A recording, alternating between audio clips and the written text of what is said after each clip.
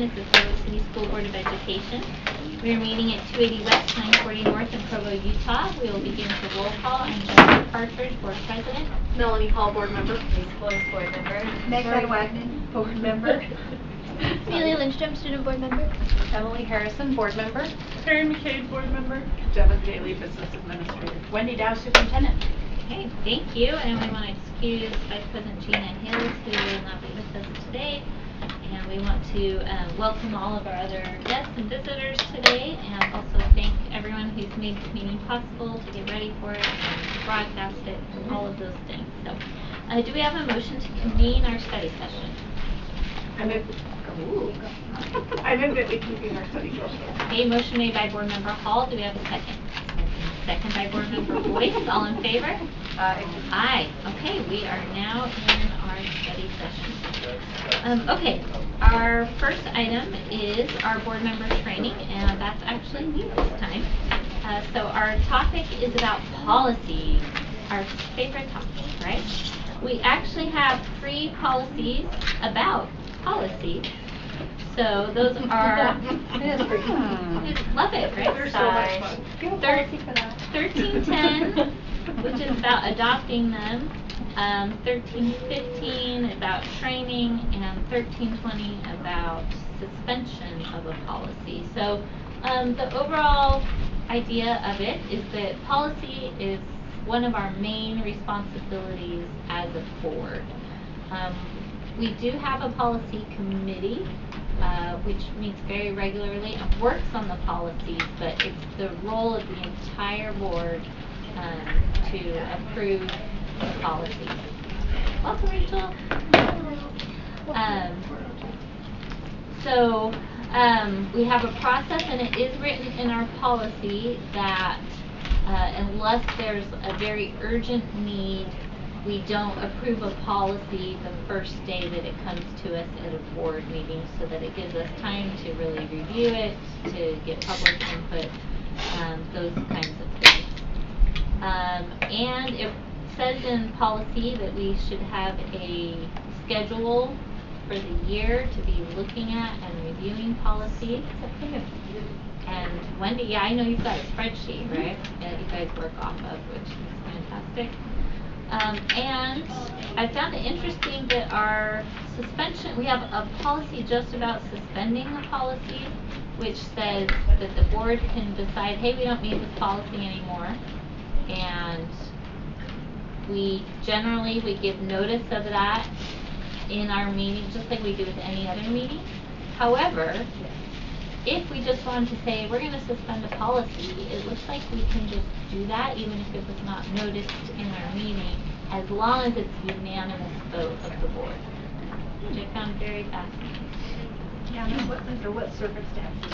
Yeah, I don't know. There's policies with respect to masks. Tied to COVID, those could be somewhere you could go back and say, we could suspend those, but they're still Sure. I guess it'd be great, you would add it just randomly to an agenda, or like a meeting. Right, that seems like interesting. Yeah, I don't know if we put that in originally because it was law or what, but it's there. It's in our policy right now. I guess right now we could choose to suspend that policy. All right.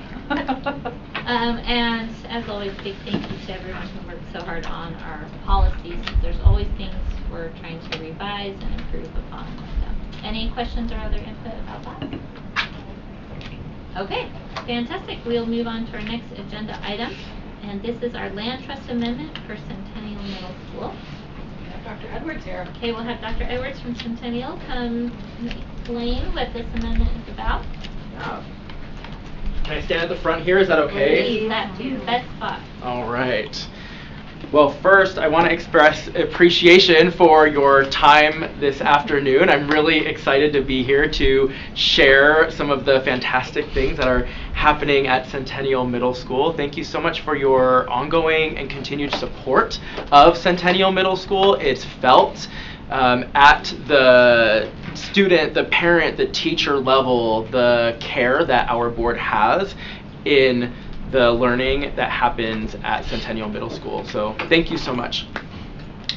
I want to share with you some Centennial Middle School Improvement Plan amendments that we are seeking through our school community council.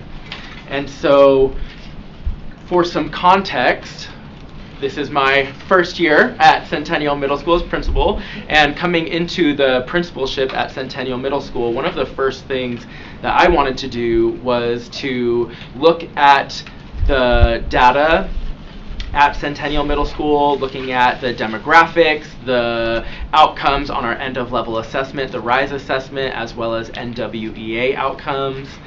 And then also looking into the school improvement plan as it was already in generating with the previous administration working with the school community council.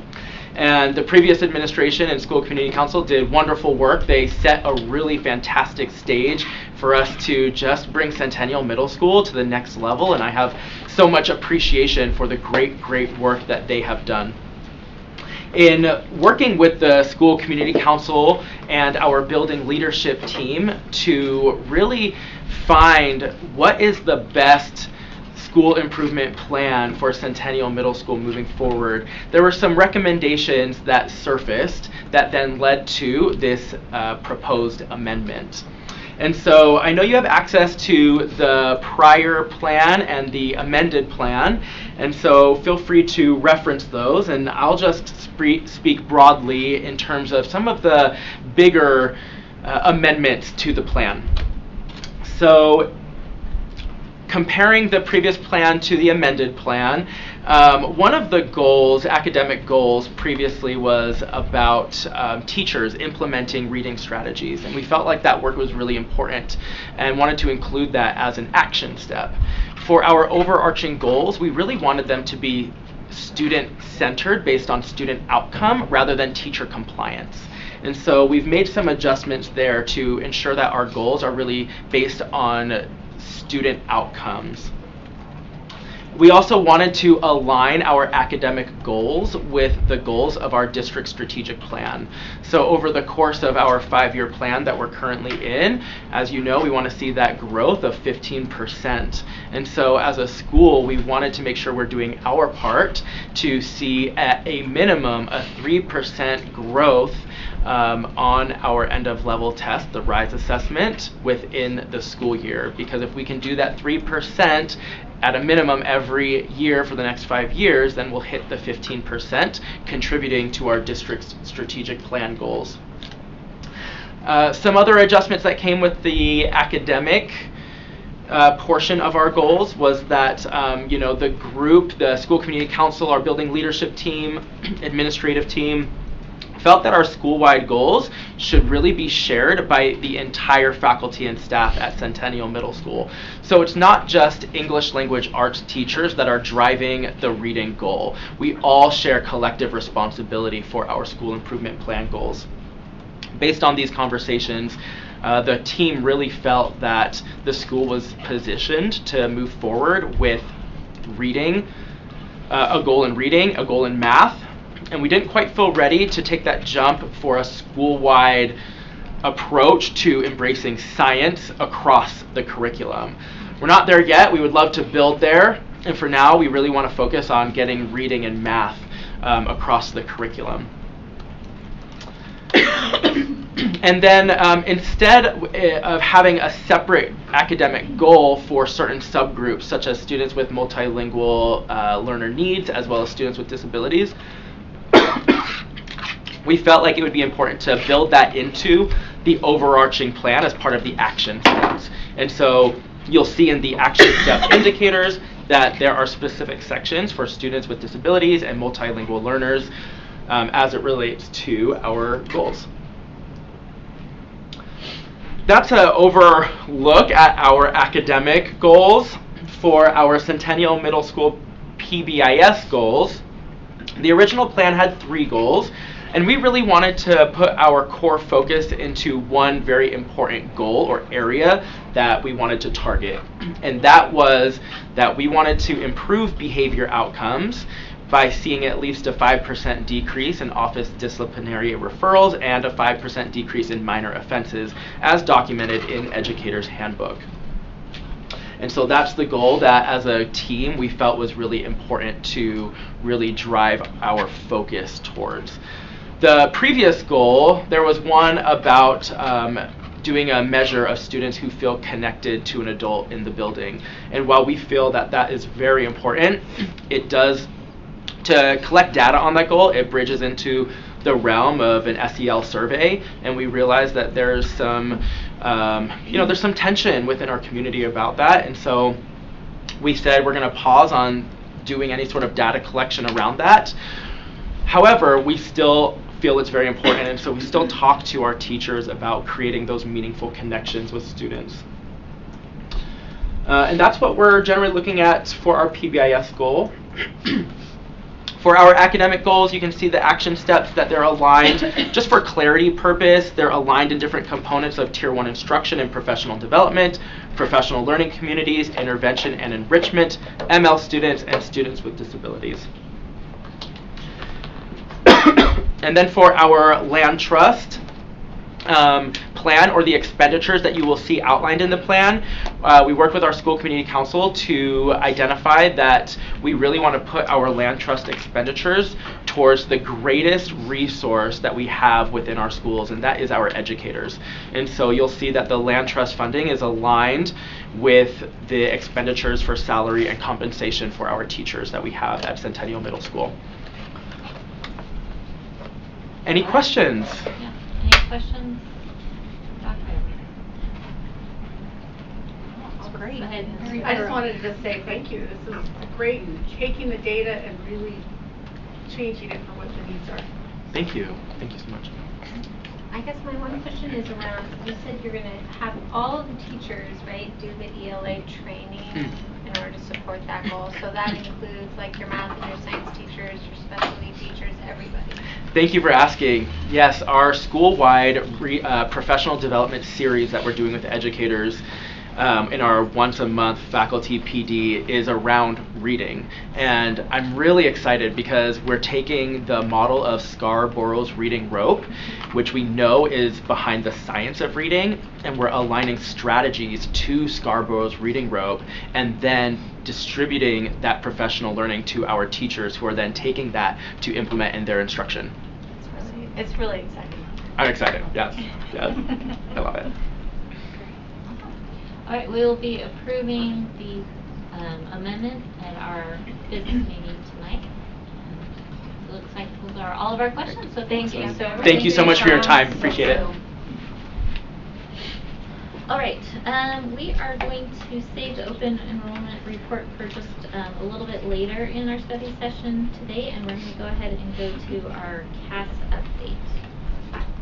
Is Judy here? Welcome, Judy. Thank you. And as Judy's walking up, I just want to let all the public know that Judy's prepared a beautiful document, very thorough, that the board is able to look at ahead of time that will help us in our discussion today. But we'll let you go ahead and introduce it how you'd like to. Okay, great, thank you.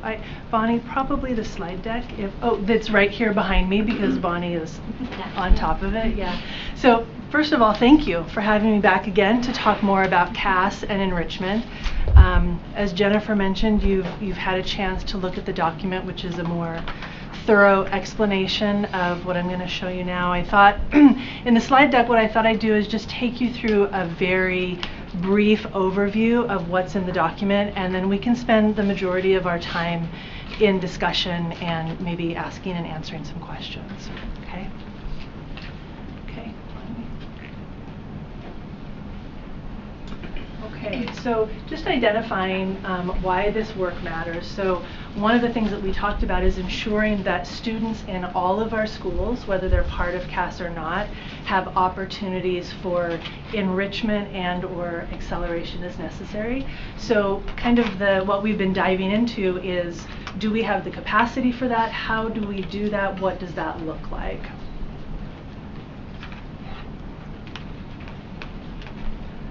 Just for reference, for part of our discussion, there are generally two components of advanced learning. We talk about enrichment, which typically means you go broader and deeper within the core standards of a grade level, whereas acceleration means we're moving faster, sometimes even beyond a student's grade level instruction. So they both have research behind them, but they require different structures in place in order to implement them. Okay, so I'd like to talk for a minute about the current state of both school-based enrichment and CAS that we have happening in Provo District right now.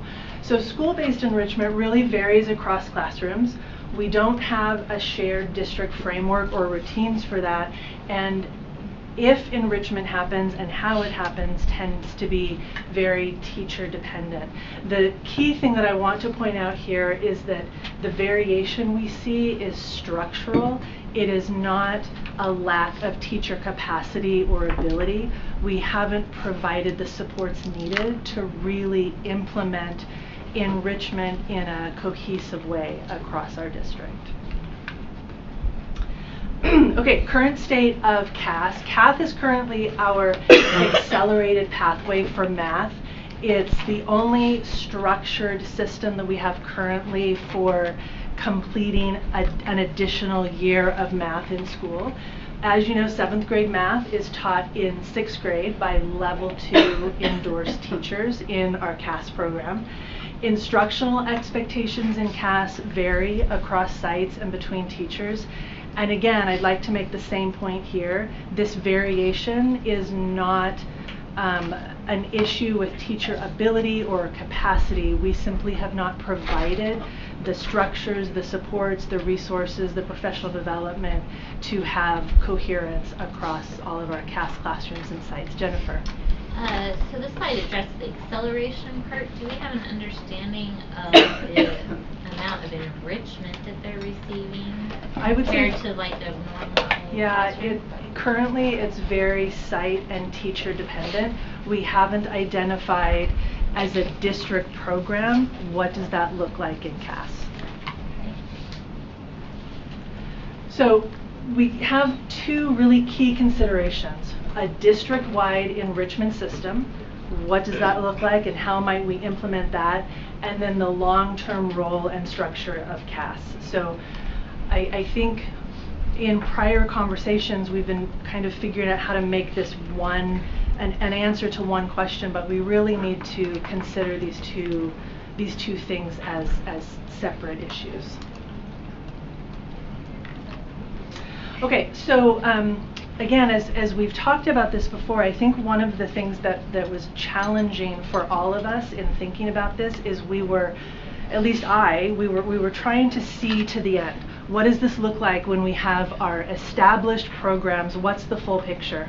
And what we realized is we don't have enough information. We really have more questions than answers through all of this, which is why moving into this in a phased approach could benefit us as we're trying to do that. So just up there just for a second, Bonnie. So building system capacity, while we do that, we maintain this continuity for current CAS students and the acceleration that they have. And we're also ensuring that our decisions are based on evidence rather than predictions of what we think might happen. Okay, so in phase one, if we can think of this as when we're building system capacity. So we'll talk about phase one in CAS and we'll talk about phase one in neighborhood schools. So in CAS during phase one, it would continue as the district's accelerated math pathway, which is already in existence. It's already what we do. There would need to be alignment work for shared expectations, resources. What does the enrichment look like beyond math in CAS? So kind of, if we think of it as a refresh of CAS and trying to build those things for those that are working in the CAS program. And a possible consideration in phase one could be to start consolidating CAS into one site instead of two. But for example, next year we could bring in one 4th grade cohort instead of two. One of the issues that we've had with CAS, as we've talked about before, is we've had to occasionally lower the threshold of scores that are for students who are accepted into CAS, and by reducing to one site, I think we would be identifying really those high-level students who really, really need that advancement and acceleration. Judy? Yes? Would we continue doing the COGAT, like screener? So we don't actually use the COGAT anymore. We've moved from That's that right. to using NWEA and Acadian's data for that identification. And I assume that we would continue with that. Yeah. So for, still here, Bonnie. So in phase 1 in our school enrichment, I think there's wisdom in starting small, maybe with some pilot schools, 2 or 3 schools, and possibly even a single grade level, to really look at moving into this in a way that is sequenced, that is supported, that works for teachers, that works for schools, that works for principals.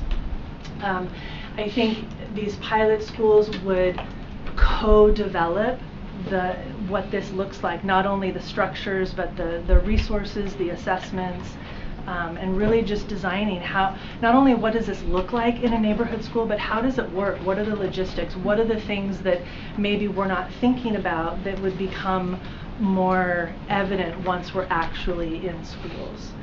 And then, of course, in those pilot schools, principal leadership would be key.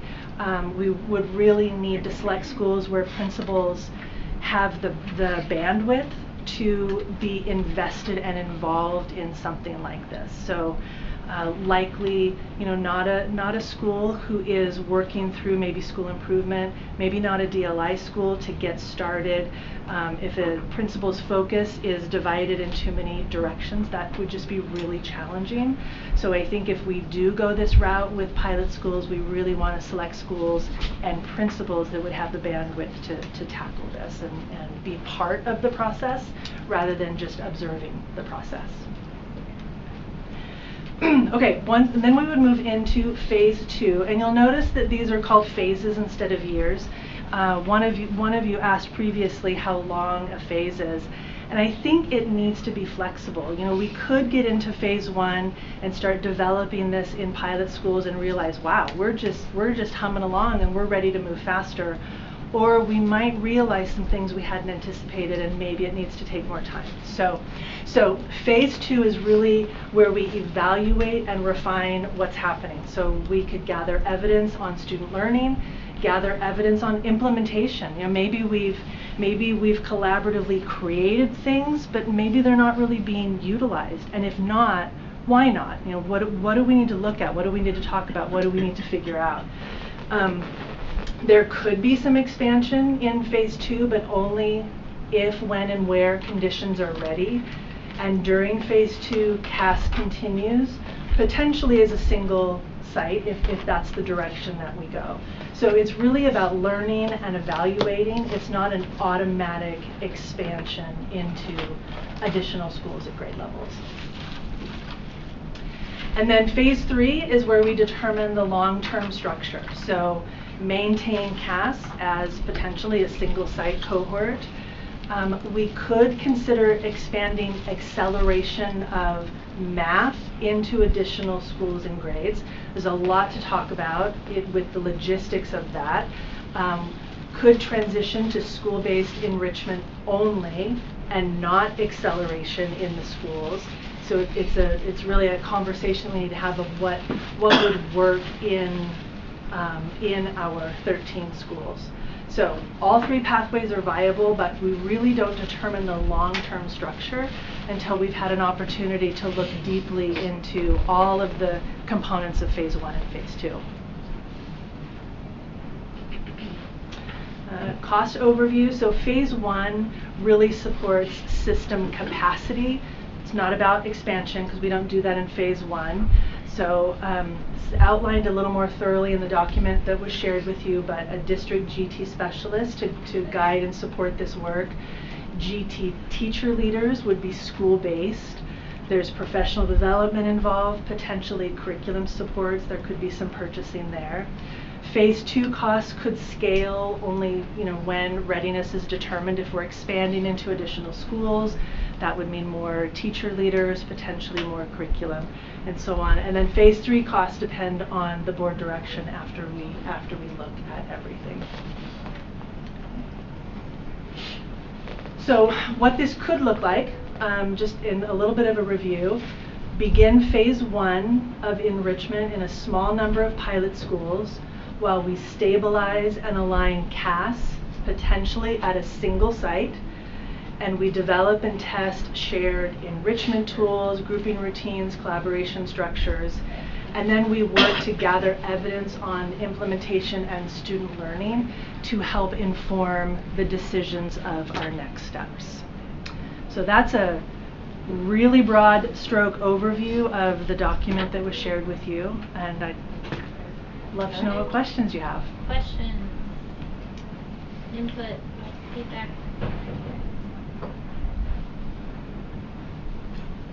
Come on, guys. Bailey. There's gotta be a Bailey, thank you. What does TAS stand for? It's Center for Accelerated Studies. Studies. Thank you. I thought it was advanced studies. Is it Accelerated for Advanced Studies. Yes, Doesn't you're matter. right. Yeah. We just make up an acronym. Yeah. May. One question as we're looking at like the enrichment pieces in each of the schools, would that be K through 6, or would it be just be doing it 4 through 6 with like in parallel with the CAS? Yeah, that's a great question. I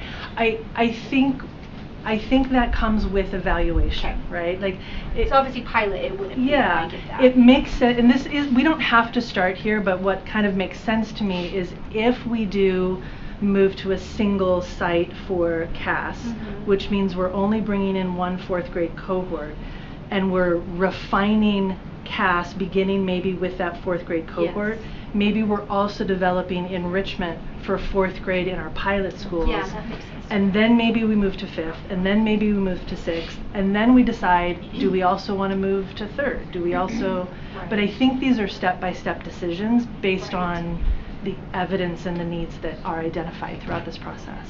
Yeah, okay. Because I do. It is something I have heard from parents. Of Peaks is wanting to start earlier with more gifted and talented, or that rigor or in-depth kind of even project-based things. So yeah, and I can see the value of that. I think we just need to maybe not take on too much all at once and do it slowly.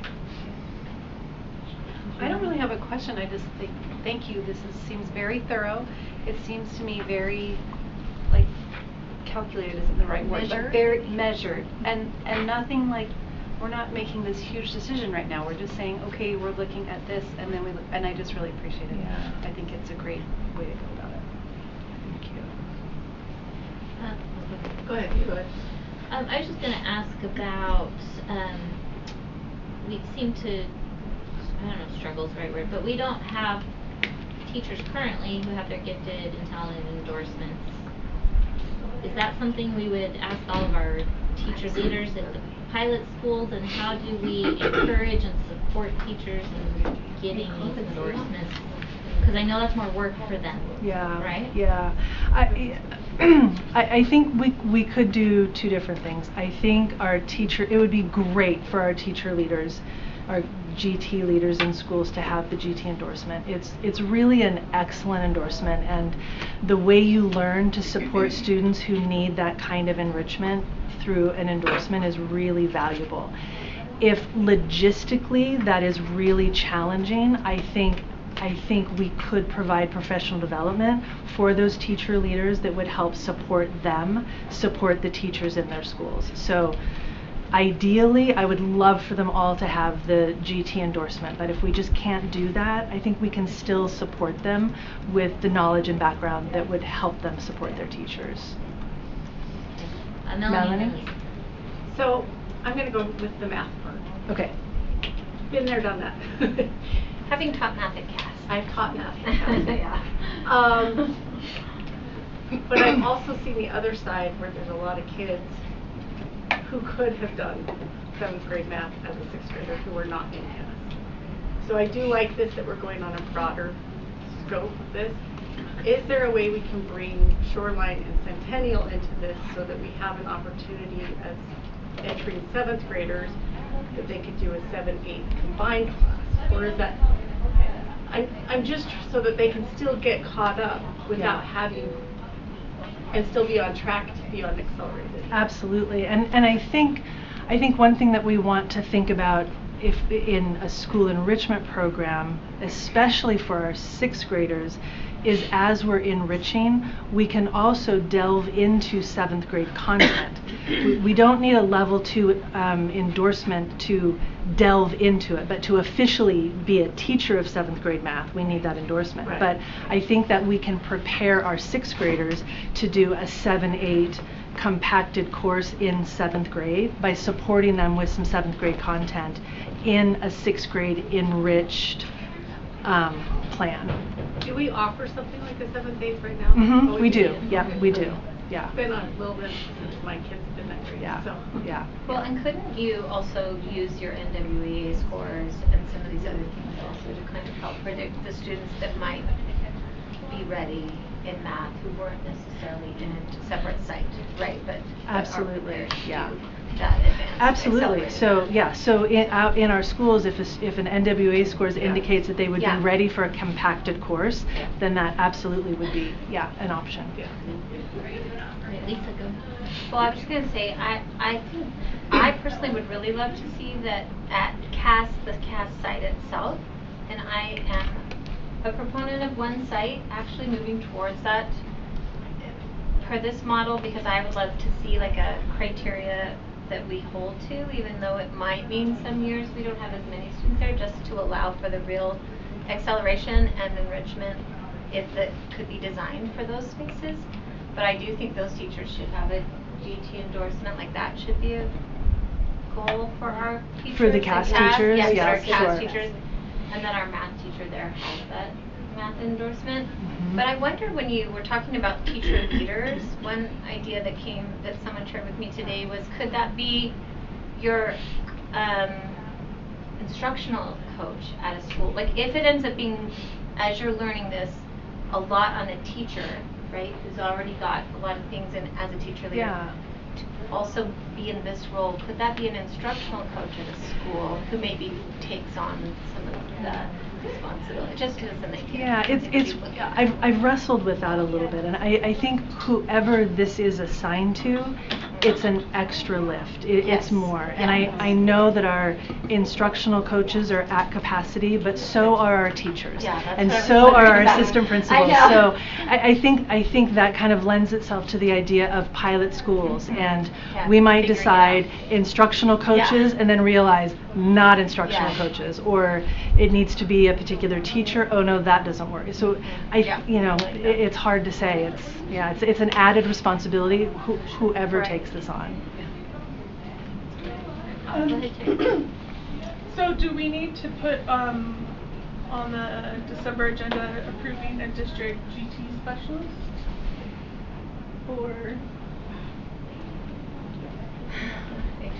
Or is that a January or February? That's such a great question. It does, if there is a separate position that is created for that, then yes, we're gonna have to put that into the budget discussion. I think one of the things that we have looked at is, do we keep the same number of specialists that we have between secondary and elementary?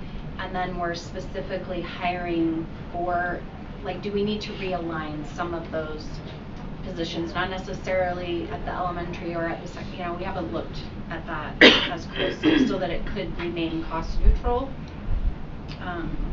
Those are some things that we've kind of had some conversations around.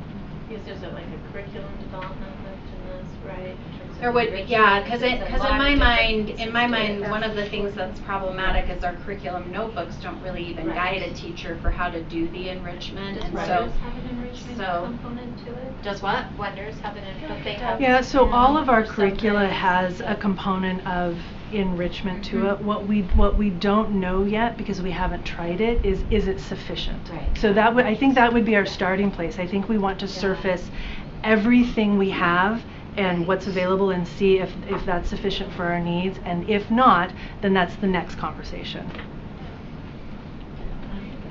No, I was just saying, my last question is around the busing. I just have to advocate for figuring out a way to put that into our budget, because I do think it's a pretty significant equity issue, and I know it would be hard with 2 sites especially, so I don't know the right timing on that, but it's hard to know for real who can and can't participate in CAS when we aren't busing. And I just remember the year from when we were busing and we stopped, how many kids, my kids' friends, dropped out of that program because they had parents working who couldn't drive them back and forth. So that's just something I'm mindful of, and I think it's worth figuring out a way to afford being able to bus the kids to participate in this.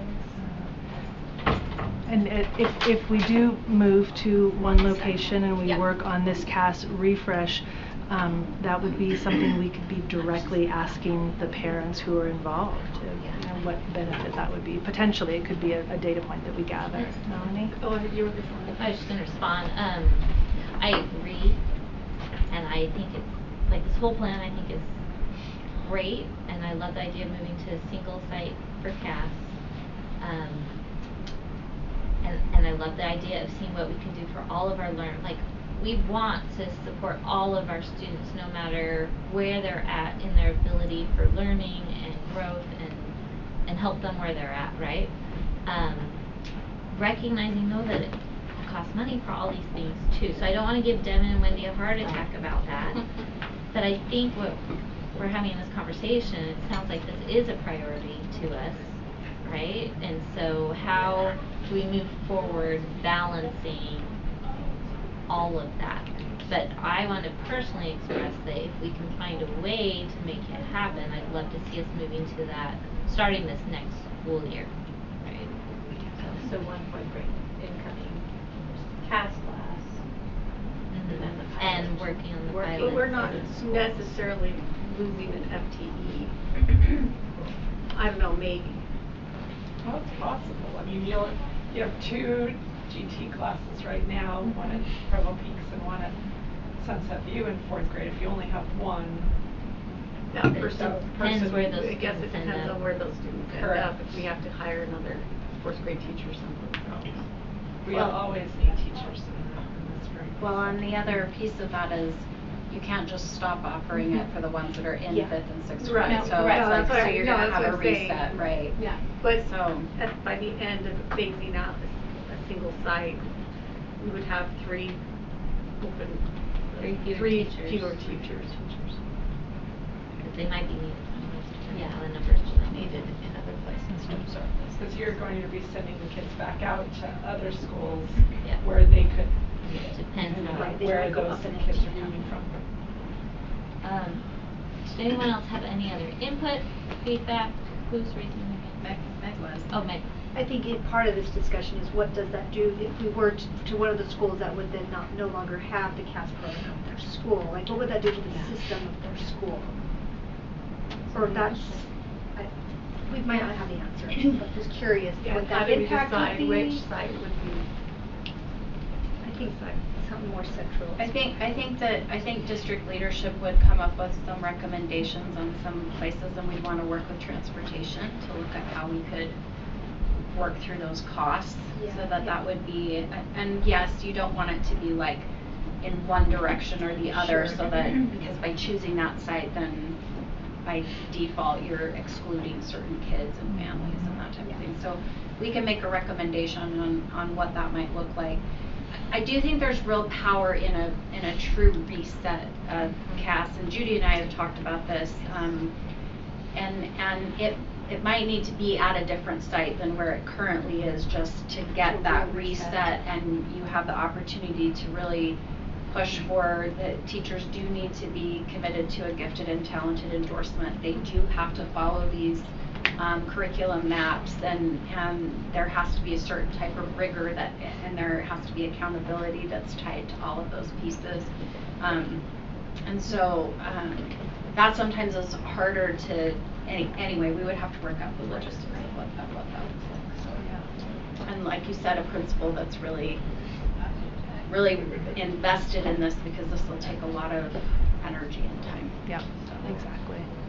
Do we know, are there any state grants or anything that are available for gifted and talented We get some There's a state very money. small, yeah, it's very, I don't know the amount off the top of my head, it's About 85,000. So not a lot. There's other types of grants too. Yeah. Just for even startup, right? Yeah. Like to kind of think about that. Yeah. All right, so that's about our time for today, but is there anything else you need from us today, Judy? I don't think so. Just thank you for your time and for your consideration and I have one more question. Yeah. Well, maybe not for Judy, but for what's the next step?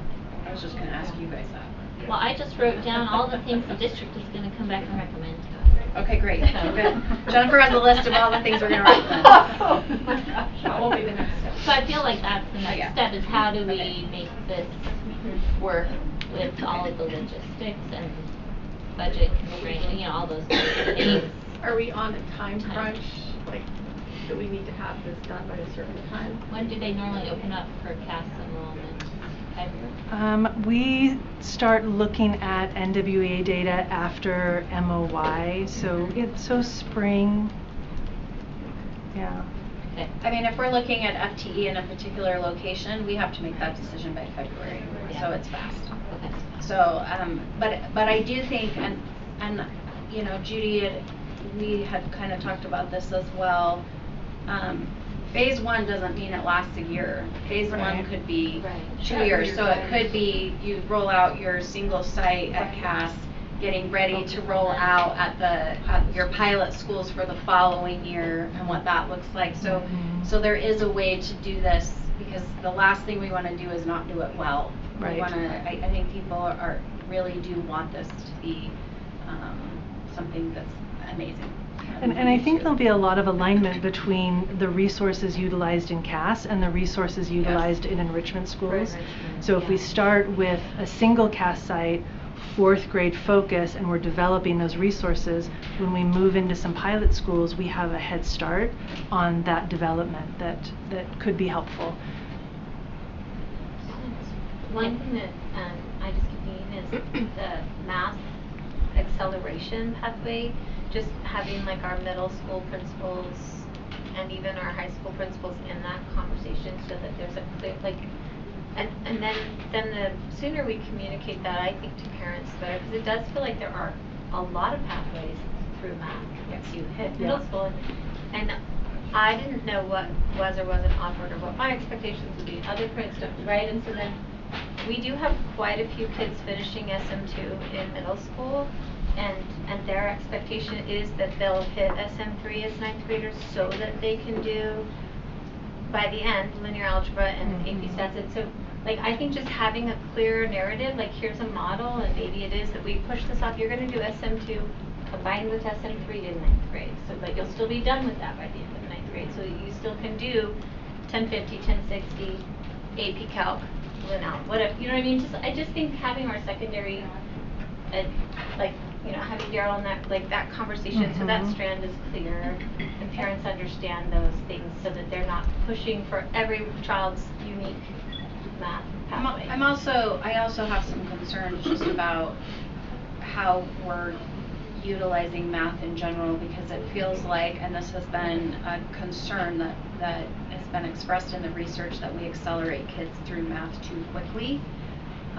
Because if you're finishing AP Calculus as the end of your sophomore year, what do you do? Well, if you're taking SM2 as an 8th grader, then you're taking SM3 as a 9th grader. You're finishing calculus as a 10th grader. Well, just anecdotally, lots of those kids don't go into calc. They either do pre-calc or they do 1050, 1060 per year, and then AP. But see, there's no reason for them to do that. So there's a weird. So all that's part of this conversation. So that conversation. I because think that's our what math. I'm saying. I think it would be good to have a conversation with the upper level math teachers. That's all I'm Even saying. as my husband, who's So an that engineer, who's applies. hired interns from BYU and UVU, he sees them coming home from their missions or whatnot, and they've forgotten a lot of the math.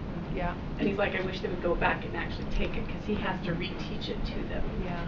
But I'm just saying, these are some of the things that he's seen. Yeah, and even students who aren't in that situation, if they don't need to take math for part of their junior year, senior year, they're still entering college having not taken math for a Yes. significant amount of time, which can be impactful to them in college math. Yeah. Good part of the ongoing discussion, so. Let's just bring it up. One last question, Okay. quick. In thinking about CAS Refresh, though, in my mind, that may shift from just being an acceleration program, correct, for math? Or are we refreshing and still focusing on accelerating math? Do you know what I mean? Like, yeah. it feels like Has to be there's, both. yeah, that's what I guess I was thinking, yeah. I think accelerating in math continues to be our focus, Okay. but not exclusively our Okay. focus. We also need to enrich in those other content areas. Got it. Didn't You used to did be the speak to focus. that. Mhm. Well, especially Yeah. writing. Wasn't the focus Yeah. that it used to be. It used to be more of. Yeah, it was social studies, science, and ELA, Right. all pretty rigorous. Right, yeah. Yeah. Judy, All right. thank you. This was Okay. great. Thank you so much, Yeah. Judy. I will wait for your direction. Okay. We are moving on to our next agenda item, which is our special education report, and we're going to turn that over to our Director of Special Education, which is Nate Edley. Welcome, Nate. Thank you. It's good to be here with you. And Nate is new this year to our district, so I do, it's and I- officially your first time coming to our board I meeting. do, and I to feel talk to like us. We it's new. glad to have you. Yes. It feels like you always can tell that you've had novel experiences because it makes it feel like things have gone longer. It feels like it's already February for me, but it's only November. Oh, that's not That's good. right. You've been busy. Yes, I definitely feel like A year I've been and a busy. day. So, am I supposed to be able to? Do No, something? Bonnie, can Okay. you pull up the presentation? You always present it, you get these ready, and then you go, I wish I'd done this and this and this. So I'm happy to come back That's so anytime good. for anything that you'd like updates on or anything. I'd like to see this is my Chat GPT skills. I Nice. created a Excellent. caricature of the essential members of our Awesome. department, so, and then I will throw out to you. So. That's pretty cute. Yeah, I know, I did a good job. I pay for these when I go out for our family stuff, and they're very expensive, but this was very free, so that was, I should just do that in the future. Anyway. Today I kind of hope to just really lay a broad understanding of what we're trying to accomplish for this first year in our department. And you can, scroll up, sorry. So really the tricky part about, and I know I'm speaking to people who already know all this stuff, just laying the groundwork, but for our department is we're really got our hands in two different things, two different areas. One of them is compliance, and one of them is kind of how we allocate resources and provide instructional supports for a varied group of students who have a lot of different needs that definitely can be addressed in a lot of ways, but tend to be specialized so that we have those supports. So what I've been really working on this first little while is establishing some really great compliance structures and systems so that when all completely said and done, we can kind of set those aside, let them do their job, and really continue to focus a lot more on instructional impact. So you can just keep going. Thanks. So, but just to kind of give you a sense of what that looks like, what we're trying to do. So as you're getting feedback from the people that we support and just overall schools, I'll showcase each one of these. So I won't go into a lot of depth as we're going to go through the components. But we've created these manuals that are tied to our IEP system framework so that we can really create a great focus point for both new teachers who are coming and going, I don't know what I'm doing, and here's all these great resources, and also teachers who've been doing it a while, who've had a lot of shifts over time in practice, going, wait, we used to do it this way, do it this way. So it always gives you a center focus come back. Things do change in case law and how we respond and process. And so I know myself, even having been in it as short a time as 7 years, you can go, didn't we do it this way, this way, this way? We've done it 3 different ways, so how do we do it? We also are working with Chad Duncan, the director of instructional technology, are working on this ticket system, which has been, I think, really good. I feel like it's been a really big positive for our department. It's basically email on steroids, but what it really does is it allows the schools and their needs to send a ticket request, and it gets escalated to different people in our department. That way, it streamlines communication. It puts us on kind of a timeline of accountability, so we know how long it's been since we've gotten back with that ticket. It increases our responsivity. But also, it allows us to share across without having to forward emails. So if Chris is out sick and I need to take over Chris's tickets, I can do that so that we can still have efficiency and responsivity. So I really like that part. We've dabbled now with, I'll get there. So school team meeting attendance, we've broken up our responsibilities. I go out as well. to different schools, and we all act as a district specialist over compliance questions and concerns so that we can try to get quick responses. Again, to me, compliance is all about quick response and support through those tricky issues. And then we do a monthly teacher leader training, and we'll talk a little bit more about that. And then with our leadership alignment and continuous improvement, we then go out as well and work with teams. We come back and we work in our own team meetings, a couple of meetings a week, not long, but about an hour and a half each meeting to really calibrate, make sure that we're addressing the needs of our teachers and professionals. So just to dive a little bit into that, if you can go up, Bonnie, thanks. These are our books, and I'm happy to send those links. I think I forgot to put them in, but you can link out to these. They're very engaging for people like me. Sometimes people might find them boring if they're not really into the the specific frameworks. But they cover everything, and how we've arranged these and why I think they're so not revolutionary, but I feel like they are. It seems like they are. Is they link in with the processes related to our IEP system. So we have a system that we put some funds into called Ed Plan, and in Ed Plan there are there's like what they call a ribbon, and it goes through, and you can select different components. So in the IEP process, there's eligibility, there's IEP work, there is things that are kind of outside that. They're kind of like a potpourri thing that you have to do, like prior written notice and other components that are just required under law. So each of these books aligns with that process, and it goes through, if you were to get into the books, and looks tile by tile, frame by frame through each part of the process with, this is what you need to do, this is the sentence frame to do it, these are the recommendations, so that it really reduces the amount of upfront errors for providers if they'll get in there and go through those tutorials. So we've put a lot of man hours and work into those manuals, and I think we've been getting a lot of positive responses, especially from veteran teachers about how helpful they are. As an example, if I'm going to do in the eligibility category, if I'm working on a multiple disabilities category, it's a very rare category. It's like, oh, what do I need to do? What are the components? It just is a great place to go to really refer back to, these are all the required components to make sure that we're in compliance. So, next one. So this is our ticket system. Our biggest. Can I ask a question? Yes, please. Question about compliance. Yeah. Were we finding that we were out of compliance on a lot of our IEPs or 504s? We're doing okay on timelines. I think overall, yes. I think every district struggles with compliance. I think that there's so many moving parts and facets to it that I think that this is a good way to calibrate and make sure that we're on track. I don't think we're large issues. I don't think that we're issues like that would be a denial of FAPE, but I think that we can always tighten up our system quite a bit. Not always. I think that's always the case. Yeah. Thanks for that. That's a great question. Okay, so these are our biggest ticket categories. We've shifted some responsibilities to a central office to help reduce clerical work on our teachers' part so they can focus more on instruction and compliance. We do a lot of work which is passwords, access, and those kinds of things, and then we have shifted over to transportation requests coming through the system so we can streamline that process as well. What is SCRAM? SCRAM is, I'm going to get it wrong, self-contained resource, blah, blah, blah, management, something like that. I almost got it, I was close, but it's where we kind of signal the state that we need funding for our students. So it just helps us to determine the level of funding and what budgets it comes from. It registers the amount of minutes, Yeah. service minutes, and who's providing that. Yeah, classifications, And then- service minutes. And that's how we collect money. So if the SCRAM isn't right, you're either over collecting or under collecting. And do you, well, that's No. too detailed of a question. I'm just No. curious if your IEPs specify minutes versus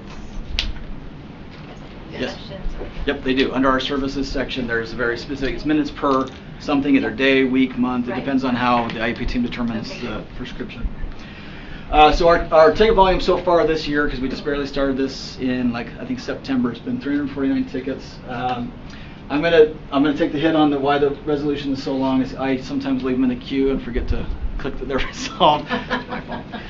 But anyway, so I would say So it's your fault. Yeah, it's my fault. Okay. Well, me, probably Or you could probably just Chris set too. a goal for a positive change and look really good. Yeah, or Yeah, I like, sandbagged wow, look it. at I us. sandbagged it, right? Yeah. No, so anyway, but overall, we've been getting some good responses to those things, and we'll see that increase as we are also learning how to use the technology for our good. So, okay, so those are kind of some highlights there. In regards to instructional supports, we're really focusing on allocations. We're working on some processes where we can give out our base allocations and then allow for a process for our teams to go through for making requests so that we can look equitably across the district. We're going to call that our critical needs application. And what that does for us is it helps to kind of signal to schools, here's some things we want you to kind of document and consider as we're looking to make sure that we're giving the same attention we give to each school. Sometimes it becomes pretty easy to respond, emotionally to things. Of course, we want to respond, but we want to make sure we're responding as equitably as we can with those. Yes. Can you clarify what you mean by allocations? Is this instructional assistants, teachers? Yes, nailed it. School psychs, all of our FTE allocations that we put in to support a school at base. We want to make sure we're being thoughtful about how that looks and kind of give a fair out, and then have a way for people to look at student needs and then request additional support. Because you have kind of like by the numbers you try to allocate, and then you look, we need some more information by individual students, and that's kind of a team's way they support best on those requirements. We don't know the students like the teams are going to know the students. We want to rely on our professionals and their judgment, the team's judgment, to kind of funnel the information for us so that we can be more responsive to their needs. So. And then I think I feel like we've been doing a really great job working cross-departmentally this year to really improve how we're helping support our professionals in school. I think between myself, Chris, and a few others, we've done probably 30 to some odd trainings this year already with different groups. I love training. I love being out in front of our folks, and so not just compliance trainings, but also instructional trainings and impact, and not even just related to special ed, but global, I think, school improvement as well. So this year, and I forgot to link this in, but we are doing a monthly focus. So traditionally, for better or for worse, we'll find out in the data. We focus on compliance as our instructional, like as our PLC, and I don't really think that that's having the impact that I would like it to have. So what we are focusing on is this year's opportunity to respond. So we've been covering a couple of topics broadly. So we meet once a month with all of our providers. We actually stagger it out. So like I'm meeting with our school psychs, and we're doing a very tailored run on opportunities to respond, but we're still all talking about the same topic. So I'm tailoring it to school psychs just because my background comes more in that SEL area. And just talking about what those are, we talked about nonverbals, or we're talking about nonverbals this time. We talked about verbal opportunities to respond, but our goal is to increase student engagement and variety of engagement strategies with our folks. And we've had some really good responses on that. So that's kind of what I'm hoping to do every year, is use that time to really shift from the compliance focus, which we have in our manuals, we have in all these other structures to try to take care of, and really focus all the other time we get to spend with our folks on instruction. And so that's, anyway, the tools we have, we're developing, and they're certainly fair use for everybody who would like to use those in the schools. Yeah, I have a question about PLCs. I guess I'm curious to know if some of if your SLP, for example, do they go into a grade level SLP or PLC for English language arts, for example, to say, like, are we accessing curriculum if this child has a specific language impairment or delay? Like, are they part of that team of helping make sure our kids are accessing curriculum and getting the adjustments or supports then therapeutically that they need to access that grade level curriculum? I would like to give you better, more concrete data on that. I can do that in the future. Definitely they're available to do Probably so. Hard to schedule, right? Because your kids are in various classes. But I'm just curious to know if teachers felt like it would be helpful if that's a resource the SLP could give to them. I think there are a couple constraints. I definitely think that people do access them as a resource. I think partly we do share them quite a bit in different schools, so they are parsed out in a couple different learning communities. So that's partly, I think, a barrier.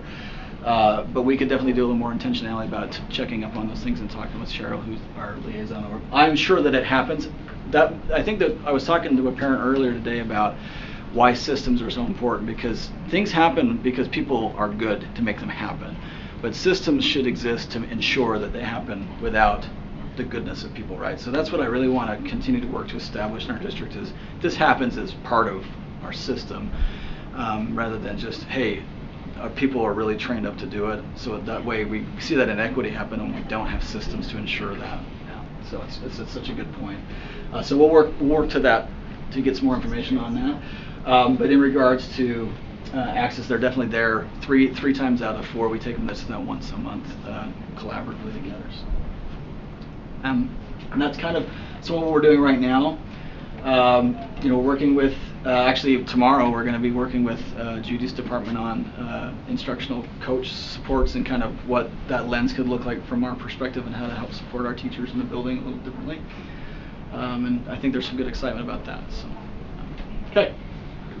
Thanks, Bonnie. Keep going. Isn't there more? There is a little bit more. Yeah. Okay, so this is some data.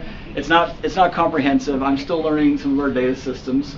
So I did a few things. I'd like to get some more. I did forget. I did have it, but I forgot to put in. And I kind of focused on this year. I could have brought in last year, but I thought, let's just start fresh with this year. Kind of move forward with seeing what impact we're having. So. Happy to come back and do an update in January or whenever we have those winter benchmarks done on some of these indicators. And then I'm trying to figure out the best way to provide information for students who are on our essential elements. We have last year's results I should have included, but we do have some progress monitoring that is kind of benchmark wide, as in like alternate cadence. I'm not as familiar with how to access that yet, so I still got to work with Nate Mitchell on that. So I could definitely have some more information on that. But if we go down to these baselines, I've kind of pulled some cadence data and tried really hard to just kind of, there's a lot of sub-tests, there's a lot of things out there. I just thought, could I give you kind of a large benchmark that's just kind of helps you kind of get a general sense of where we're at. So without, regurgitating the numbers, you can kind of see. We're doing actually better than I would have expected, so that's good. That's a win. So boo on me for low expectations, but I'm happy about that. That's really good in a lot of areas on the Acadians. It's hard because of the need for authentic assessment for our students. It's hard when we get a norm test. I mean, obviously that's what we're all about when it comes to qualifying. We look at norms and say, yep, you're not there, and so their whole career our students get to feel that way. And so authentic assessment helps us to understand that they're making progress, even though we can't show it in these normed ways. But I still think it is important. I think Nickleby brought that to our attention. It is important to look at in comparisons across all students, so we can say, are we really meeting the needs of students? Or are we really pushing ourselves to make sure we're getting what we can? So that's our Acadians benchmarks. If we go up, you can see just some interesting patterns that I thought as I was looking through all the data. Our retail quality was really high, which I thought was a promising component. Our maze was lower, but that's a little trickier when you have a passage. You're just trying to remember all the information about it. But the retail was good, and part of what I understand about retail quality is like the sequencing in which they tell that information. So what that means is they're tracking the story, however brief it may be, and then they're being able to regurgitate that sequence. So that's promising. So then. Phonemic segmentation is our second strongest data point. Our math areas are having close to 50% benchmark, which I thought was really good. And I misspelled stuff. Please don't judge me too hard on that one. I'm blaming myself for trying to get it really fast. Our lowest sub-scores were not too bad. And then this is something new for me. I did a box of whiskers. I felt really good about whisker it. and box plot? Yeah, but it shows you kind of just how we're kind of going at this particular LNF, which, if I remember correctly, is lettering fluency. So, we're starting with the brunt of our students kind of falling within that almost typical range, and then as we kind of move forward, we're starting to see that slide. And I think that if we were to be able to pull this out for different areas, we'd see similar trends. So, really, I think our challenge and our task is going to be, how do we maintain, without slide? That's, I think, always everyone's task, right? But some of the things we've been discussing as a group and working towards like some better scaffold that supports is how do we really collaborate around those results that we want. So as an example, if we are struggling with some of these scores, how are our goals aligning to support that particular part? So as an example, if the general education teacher is covering this amount or these items, how are we using our time to support skill sets that can reinforce that, rather than maybe competing goals, which sometimes happens, right? Sometimes we're all going in different directions and we're trying really hard to just support the student, but having that opportunity to collaborate and talk about how can we align around some common student outcomes will really help strengthen some of the stuff. Before you move on, yes. What does NFF and LNF?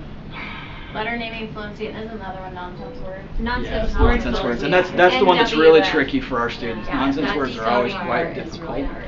And then it just shows you the overall difficulty with decoding. Yeah. And so one of the things that I actually have been speaking about in MTSS and talking with Michelle is we really do need to, I think if you said what's one thing we could focus on that's not 100% instructionally based, meaning it's not skill based, is access to read alouds for our students, because as we're developing skills and our literacy is a focus, sometimes our content suffers because our literacy is the focus, and so they're not getting the content through that digestion of literacy. So when we absolutely aren't necessarily focusing on the literacy skill, if we could have some of that read aloud information so that they're digesting content, we at least might not see as many gaps develop over that elementary trajectory. So that's some things we really need to kind of figure out with our assistive technology group, and getting a lot more information out there to our general education teachers, which is one of the sessions that we were talking about today, that maybe we can make available for that January PD, is more about assistive tech. Okay, that was the interesting patterns for cadence, and then for NWA, I think I did this backwards, but it might be down here somewhere. So our overall math is the strongest for proficiency at 24%. Different test, different set of rigor, harder, but actually, that's actually a really strong, I think that's a strong proficiency score. Math, if you look at statewide, math is not a high performer area. So I was really pleasantly happy about that one. Our reading as 11% current proficiency, and that's at legs at a level benchmark, and so just kind of give you a little, things to consider on that. Yes, we want all be at benchmark. However, that's pretty tricky as we work through it, and it doesn't mean that it's a kind of a snapshot, right? And even though we're going to continue to develop that proficiency throughout, we may not be testing all of those areas for that full high school trajectory, so it might be helpful for us to get some of that data as well. Maze scores are showing promise with small passage comprehension at 33% on benchmark, and those are a little more of those complicated, like 3-minute passages, and then they have to kind of really go through all those comprehension questions and kind of tell what's going on. So again, normed assessment is always tricky for me. It's easy to get really hung up on that and kind of miss the efforts I think that our staff are really providing for students. But again, it is important to keep as a target all the time. So, is there one more slide? Thank you. Slide. Thank you for the time. Sorry that was fast, and I speak fast. So. I probably should have asked this at the beginning, but could you help us understand what kind of students are we talking about who are special education students, and about what percentage of our students fit into that category? Of special education? Yeah, like how many in the classroom or just district-wide? Yeah. What percentage? Elementary, we have 17% of our population that is in special education, and 10% in the secondary. So kind of overall, as an aggregate, you're probably around 14%. Did they just graduate out? What's that? Like, why the change from 10 to 17? Yeah, usually they declassify. So at some point they make so much progress they you no longer need the specialized instruction, and so that's part of the issue in assessments, right? If you do well enough, you're no longer counted, so we can't show progress. Like if we were to do some more study where we actually kept hold of students and kept looking at their progress and then pulled that into aggregate, it might actually change the way we view how we are doing. And that's something I don't think people do that. It's something I certainly would be happy to try to create a cohort where we track that a little bit more, so that we could look at that over the next 4 to 5 years. But that's kind of the poke in the eye, right? Yay, you made it! And it doesn't show for us, but it shows for you. That's great. So that's good.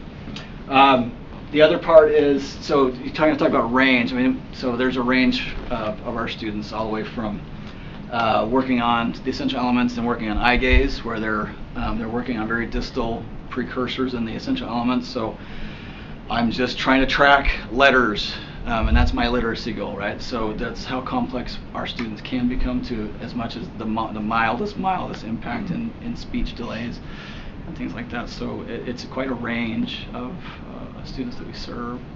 Did that answer the question? Yes, and then Okay. just to clarify a little bit more for myself, IEPs, that anyone with an IEP is special ed, but do we count everyone with a 504s also in the special education category? That's a great question. So we count all those, we call it, the acronym is SWD, so student with disability counts all of those students, and then it gets very specific to what is under IDA. And I try to describe it to even our providers is, because I think sometimes it doesn't is obvious. So all of our students are protected under ADA, and then they're also all protected under 504, but IDA is a very specific, I call it a grant program, really. That's really the focus of it, is like, hey, we recognize that students need more, and so what the government has done, both state and federal, to provide that support is they've allocated additional dollars to help with that grant fund group. And so that's why the 13 categories are so specific and requires this very much specific. That's why we get a little frustration around it too, because parents really recognize the benefit of qualifying under that sometimes for the service supports, and so there's some tension around that part all the time, because just because they don't qualify under IDA doesn't mean they don't qualify as a person with a disability that can then either receive different supports and accommodations and things. So that's always that tension point. It's a great question. Other questions? I know there were a lot of them. So when you say essential elements, that means they're not taking. Yes, they're off these core. tests. That's a bad way to say it. They're still tracking core, right? Because Right. the main point of the essential elements is this is the standard we're trying to address at the grade level, and here is our sequence, our distal, all the way up through. But then they also have these nodes that kind of help us really understand how to bridge those gaps. Again, because when you're thinking about how do I help a student access 10th grade science content like biology with these big gaps in performance, like I need some sort of reasonable entry point. And that's kind of what we talk about a lot in special ed, is where's our entry point so we can move the dial and make progress in light of the student's circumstances. So. Well, I just wanted to pass along, I've heard from 2 different principals how grateful they are for what's happening right now, and how they really feel like there's positive momentum, and they love what's happening. So thank you on behalf of our students and their families and our teachers and administrators. Thank you.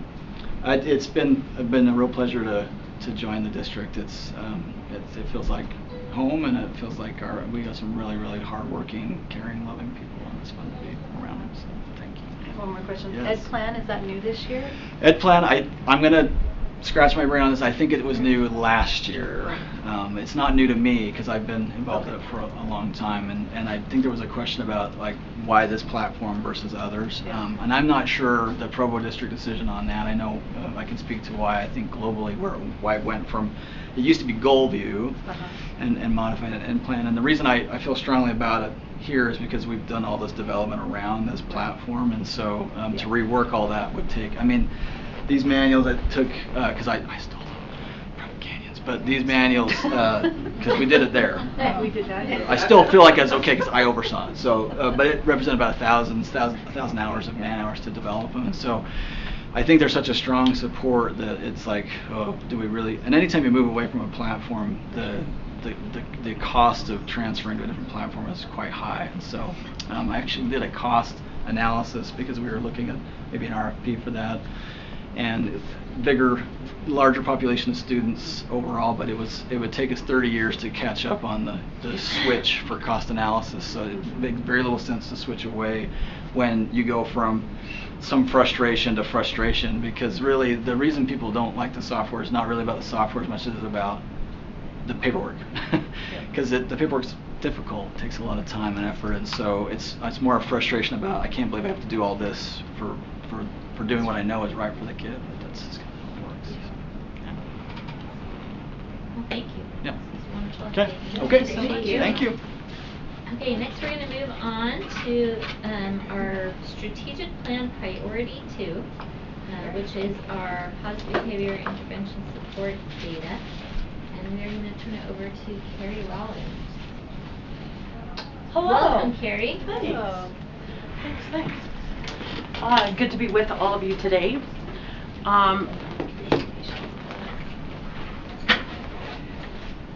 And before we get into the specific data, I just want to kind of just tell you overall all of the efforts that are going on it could take an hour, but but just briefly, trying to really focus on behavior supports, not for specifically the students, but for the adults that work with students. So, for example, this Friday, monthly, we have a training for secondary trackers and secondary behavior people, elementary behavior specialists, all of the specialty teachers at the elementary levels, because one distance away from your classroom teacher, the behaviors increase. And then Wendy and everybody had a huge push for PBIS Tier 1, which means the PBIS that all students will get throughout the school, specifically focusing on having PBIS expectations, positive behavior expectations up, matrices designed for each area of the school, so that students know when I go to the bathroom, this is how I can be respectful, responsible, safe, etc. in every aspect of my education.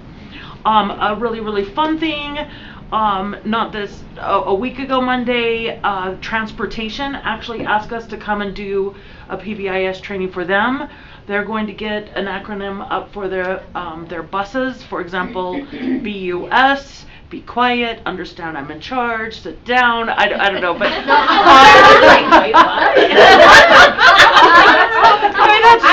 might be totally positive, but they want to come up with an acronym, and they want support there as well, and Shauna is helping them with a video for training to the schools, so they're awesome. It's increasing and going across the board. You have had this to look over and peruse, I'm sure, in your free time as you were looking at everything.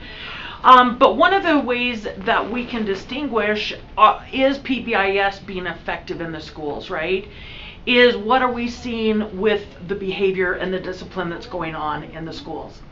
So we, first of all, before I even go into that, let me explain that I reworked Educator's Handbook during the summer to match our levels of behavior document. And you'll see, I'll point that out to you as I go, but it matches now our levels of behavior and who is expected to address those behaviors at each level, okay?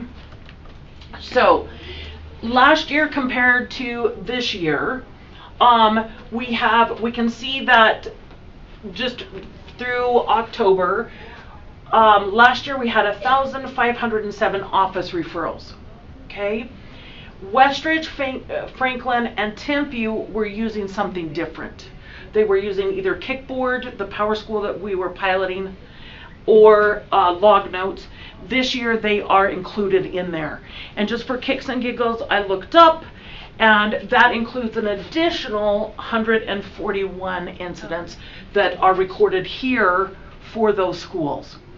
So as a former principal, if I look at the fact that we have about 660 less office referrals, oh, hallelujah, right? That's huge. That means that kids and people are understanding those expectations.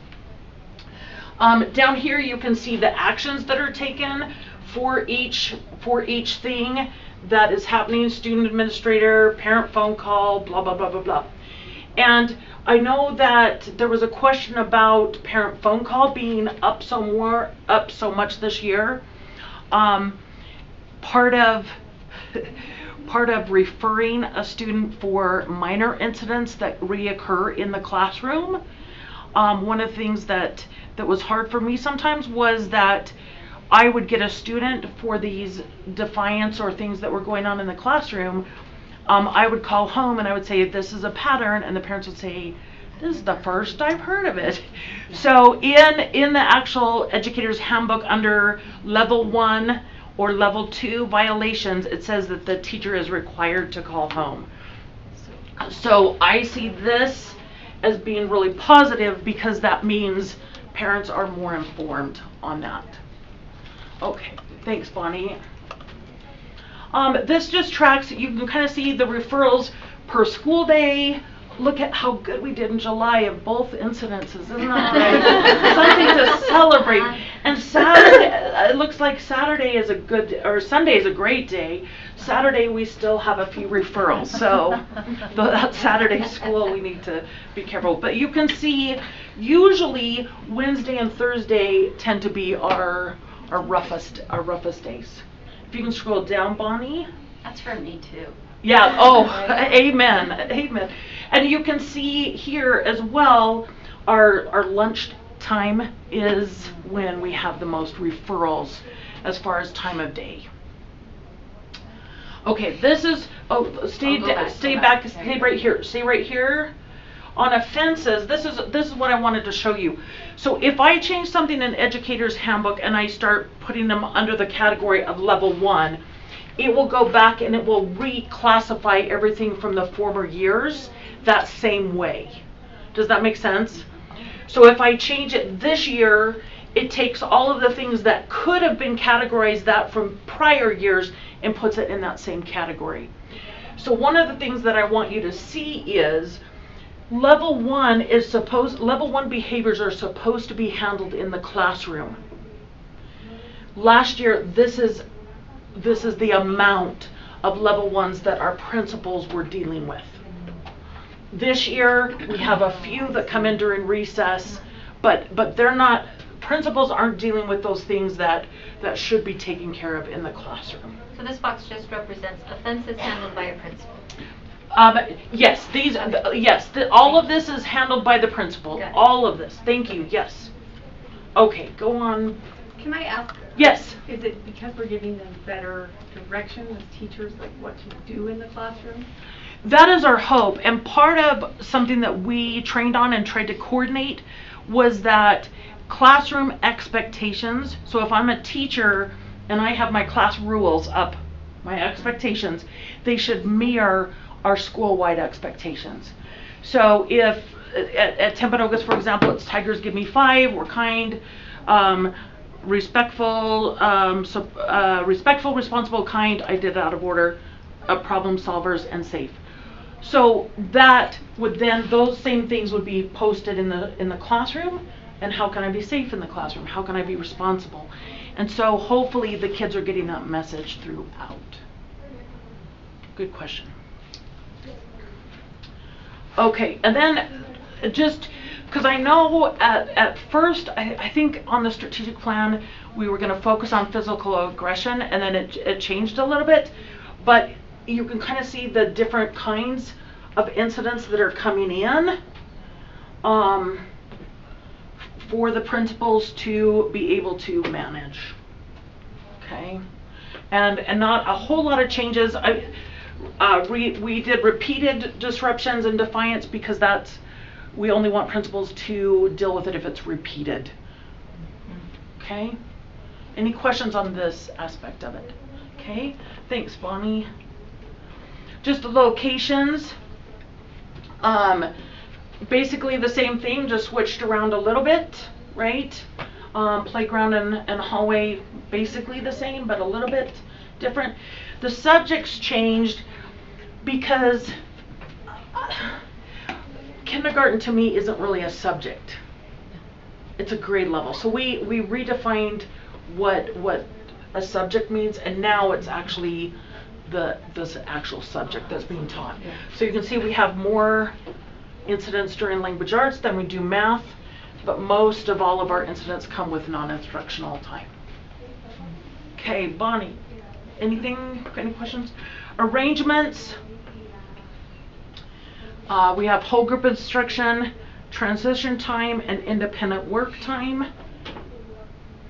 And then the schools, I just kudos to a couple schools on here. I'm just gonna give them a big huge cheer, and hopefully they're watching. But Lakeview Elementary was third up last year. Nowhere to be found. Well, they're down here, but they don't make the top. Provo Peak's the same way. They've improved. Okay. Then just looking at our grade levels, last year kindergarten was crazy. It doesn't mean that these kindergartners are now our first graders, but it could have that coincidence. First grade, We don't see second grade over here, so it doesn't quite correlate that they've grown up and just moved on over here. But you can see the grade levels that were like our hot bucket grade levels. You can see male versus female. The males always have the most referrals just because they show their behavior externalizing, right? Where a lot of girls do it internalizing. And then you can see based on our races, we like to look at that and make sure that we're not over disciplining certain races. And then IEP, yes or no, and then the next one on there is 504, yes or no. Okay?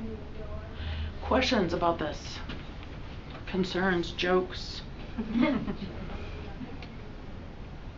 I know one of you had a question possibly about the suspensions that we're doing and why that's increased. I know, like, I think a lot of us felt at the beginning of the year that we kind of started off a little heavy this year. We had some bigger kind of discipline things that we were negotiating. But I looked it up as of today, and our out-of-school suspensions from last year, get this, 111 last year, 111 this year. To the very day, the very exact number. Out-of-school suspensions with services has gone up. Last year we had 63, this year we have 92 to this day right now. And in-school suspensions, last year we had 115, this year we have 124. So services, out-of-school suspension with services, and in-school suspension has increased a little bit. Questions?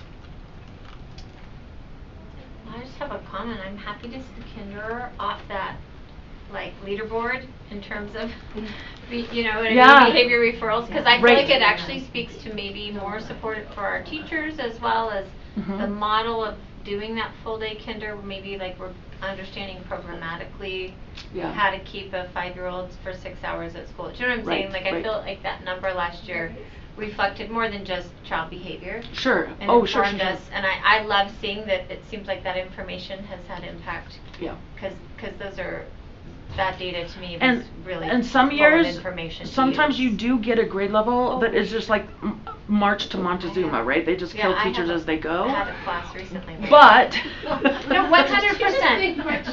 She did. Yes. But yes, because there are some you're like, oh, they're in 4th grade now. Oh, they're now in 5th grade, right? And you're just like, oh, our 4th graders are now 5th grade. Here they go, right? But I seeing that there's no kindergarten's not even at the top of our list this year is huge. Yeah, and hats off to all the teachers of every grade dealing with all these hard things. Thanks for your work supporting them. Thank you. Well, thank you. Thank you so much, Carrie. Thank you. All right, now we're going to jump back to the item that we skipped earlier, which is A6, open enrollment report. I'm going to turn it over to Wendy. Yeah, Jason's helping us with the situation. So will you open? Yeah, you might need to make it bigger, but I've got it on my screen. So, so this is the. Remember last time when we brought this up, we didn't have the adjusted numbers because we had what had been done with maps years and years and years ago. So we took the capacity numbers that came out of the boundary and feasibility study where Daryl, Jared, and Jason went and physically counted classrooms, and we went through everything and made sure this was all accurate. And so that's what you're seeing on those teaching. What? It changed significantly. I was looking at it yes. Okay. So because there were areas that had been counted on those maps as teaching spaces that should never be regarded as teaching spaces, or that schools were using specifically for intervention spaces or things like that couldn't count as a classroom. So so then from there we get our maximum capacity that's based on those regular ed numbers. So we have 27.5 for elementary, 28 for middle school, 28.5 for high school, And it tells us the number of students that the school can hold. And then under our policy, which we're actually going to review today in policies, because I know you're so excited about policies, you can't wait for that part. It does have to be for early enrollment, has to be at the 95% number. So we take that. So if I'm looking at Amelia, 627 would be what our capacity is for right now as we're going into next school year. So, and then I'll talk about the 90% number here in just a minute. Then they take the projected counts for 26, 27. So the way that we do this number is we look at all of the kids that are currently in the school and who's rolling over to the next grade level.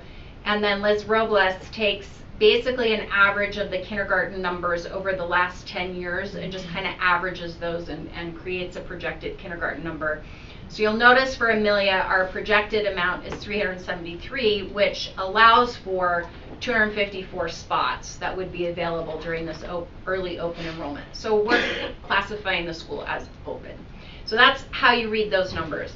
The reason we use the 90% number is when we close this period of open enrollment, which will close the first Friday in February, our goal is to look at all of the individuals that have applied, and then basically what has to happen is we need to go through and make sure that none of those students have serious discipline issues, because those under law we can reject if they have significant suspensions. But you can't reject based on attendance, you can't reject because you don't like the parents, you can't reject because maybe they're a little bit of a disruption or something like that. It has to be something that's pretty serious. We do have to accept those students. And in the past, we haven't been notifying those families until the very end of March.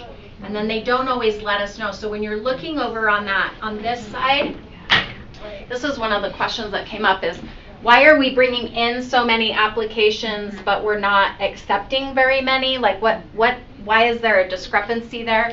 Because sometimes when they're sending out the notification, yes, you've been accepted, because they're not sending it out till March, they're thinking, I didn't get accepted, so they've gone and applied to a different school, and then they never get back to us, and so we open it up to another person. So we have now asked that notice go out the week after February 6th. So we can take a look at it, we send out that notice, and then the parents need to notify us by the end of February whether or not they're accepting that. That way at the beginning of March, then we can look at what are the enrollments. We've allocated the FTE, so the total number of teachers that those schools are going to get by then. And then we can come in and say, okay, based on what we think those enrollments are going to be, now we're going to use this 90% number in case kids move in. We got to have space for the kids that are within the boundary. And then we determine at that point whether or not that school remains open. We can close all of the schools at that point if we want to. We traditionally have not done that. So when you're looking at, say, for example, Provo High and Timpview High, and you're noticing that they have a few spots that are available, so projected seats available 187 and 272.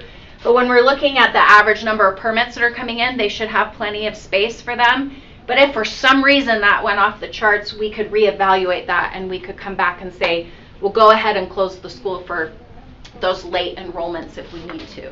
But for early enrollment, we feel pretty comfortable with where most of these numbers are landing. So, Lisa, you had a question. Well, just to clarify for the public, if a grade level, though, is Correct. over capacity, even if the building itself on the whole meets this threshold, we could not admit a student based on that fact, right? At this point, we can. So at this point, we have not allocated FTE.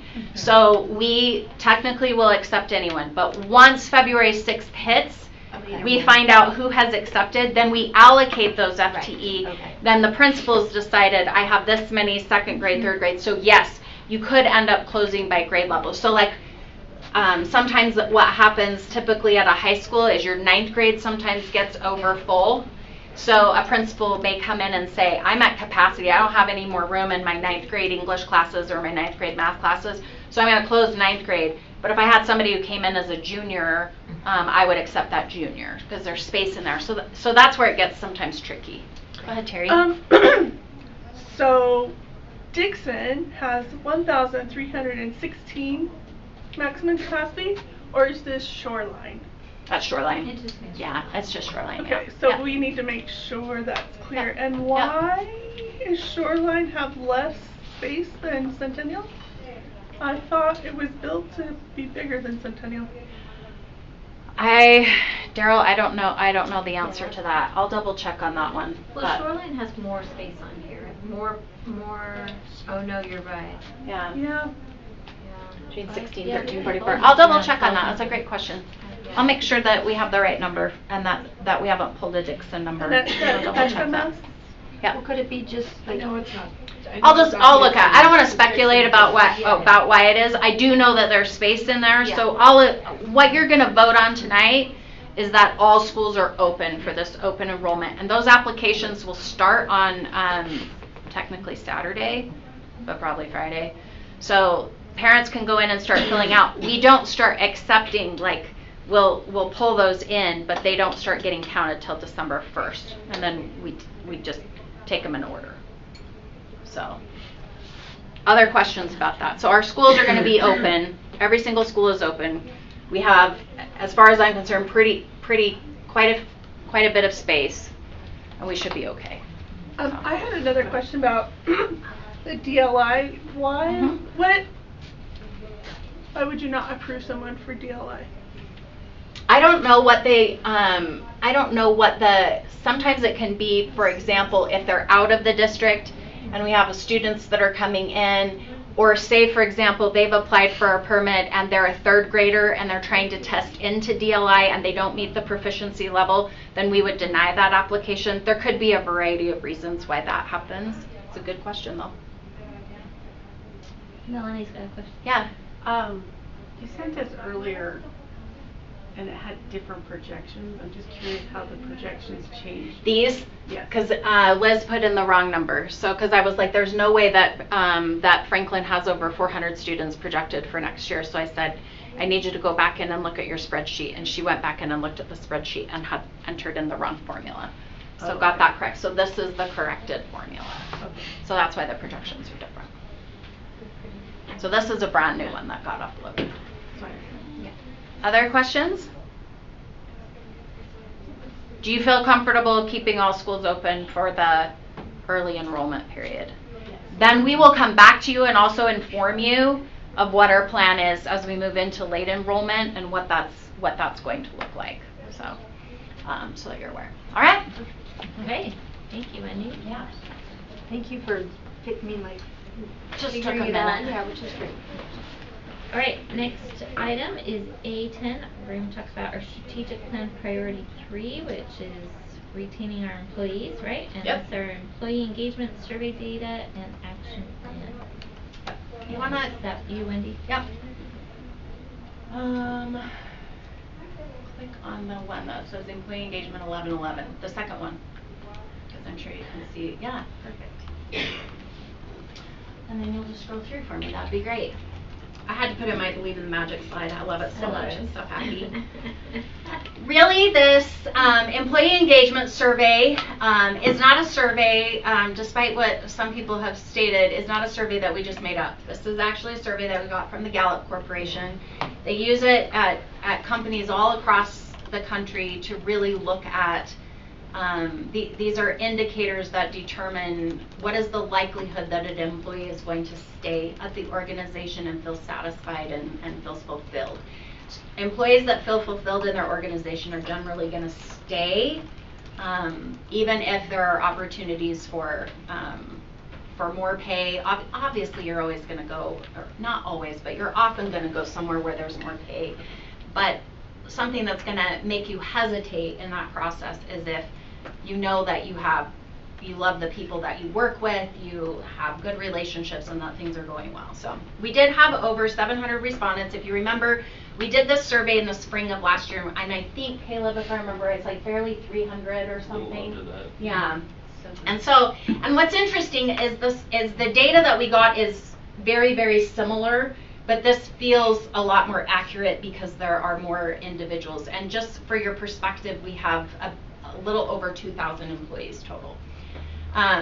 Overall, you'll notice that job satisfaction feels pretty good for most employees. I recognize that it's 75%, I believe, is the total amount that feel that agree or strongly agree that they're satisfied with their job and they feel like the expectations are fairly clear for them. Yes, does that still mean there's huge room for improvement? I would love that number to be over 90%, no question. And I think everybody here would love that number to be over 90%. And I'll talk a little bit more about that in just a second. Yeah. 700 respondents. I'm happy that it's gone up from 300 to 700, but that's still only a third of our employees. How do we? What's keeping them from not participating? I have no idea. I don't know how I could make it more. I think it's gone in weekly notifications. I think I put it in every video cast. I've asked principals to bring it out. We can't incentivize it to have some. I could, but then people are gonna accuse me of now you know that I did the survey, so are you gonna know what my answers were because I have to show you proof that I did the survey. I don't know how that works. So at work, in the hospital, units will just try to get to like 100%, and there's like a competition between units. Oh, that's a good idea. Schools like, hey, we're trying to. I don't know if that impacts the data. I mean, but so you wouldn't know individuals. It's just a matter of your percentage of completion. Schools or grade level teams. Yes. I don't know. That's a good suggestion. I still feel like a third, statistically speaking, is a pretty good sampling of. And when you looked at the numbers, especially in terms of teachers, and the strategic plan is specifically geared towards recruiting and retaining high quality teachers between the years of 5 and 15 years of service. And I feel like I think we had over half of our teachers that actually responded. And so that felt pretty good. Well, and as long as it was well advertised, the fact that people didn't fill it out means they don't feel strongly that they have to tell you something, which in the end is generally positive. I think you could make that assumption. I think I would also be careful that I think there are individuals that are always suspicious of whenever they do a survey. Is there any way to track who's doing this and what does this look like? We did not do it as a Google survey because even though you can make it so that it doesn't collect your email address, people still get concerned about that. So it was done as a Qualtrics survey, and so I'm saying that correctly, right? I'm just making sure I'm not confusing everything. So I think the areas that we really we looked at and decided that we needed to focus on in cabinet was just I've received recognition or praise for good work. So only 56% of respondents felt that way. Now, also recognizing that sometimes individuals perceive recognition in different ways, right? So a boss could believe that because they pulled somebody aside and said, or sent them a text and said, you did a really good job with this, because it wasn't a public recognition, they don't see it that way. I had a teacher who said to me, because I said, well, I try to write a couple of notes to teachers in classrooms of different things and write something specific and send them a pin, and they're like, yeah, but it doesn't come like in front of the faculty. That's not really recognition. And so I was like, okay, that's interesting. So they're perceiving that. I think I'm recognizing them. They did not perceive that as recognition. So part of that, and I'll talk a little bit more about how we need to address that more specifically. I think this is also an issue. My opinions seem to matter at work, only 66%. And you notice that teachers and hourly staff were the two groups that, and I can see that with hourly staff. They work 29 hours a week. Sometimes feel very disconnected from the school. If there's a staff meeting, they're already gone, and so what are some ways in which those individuals can feel more included? And then in the past 6 months, someone at work has discussed my progress with me, 66%.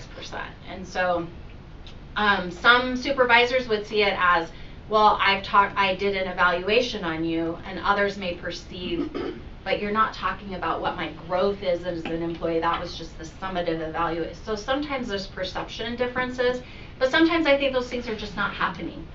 And I think we need to hold ourselves much more accountable for that.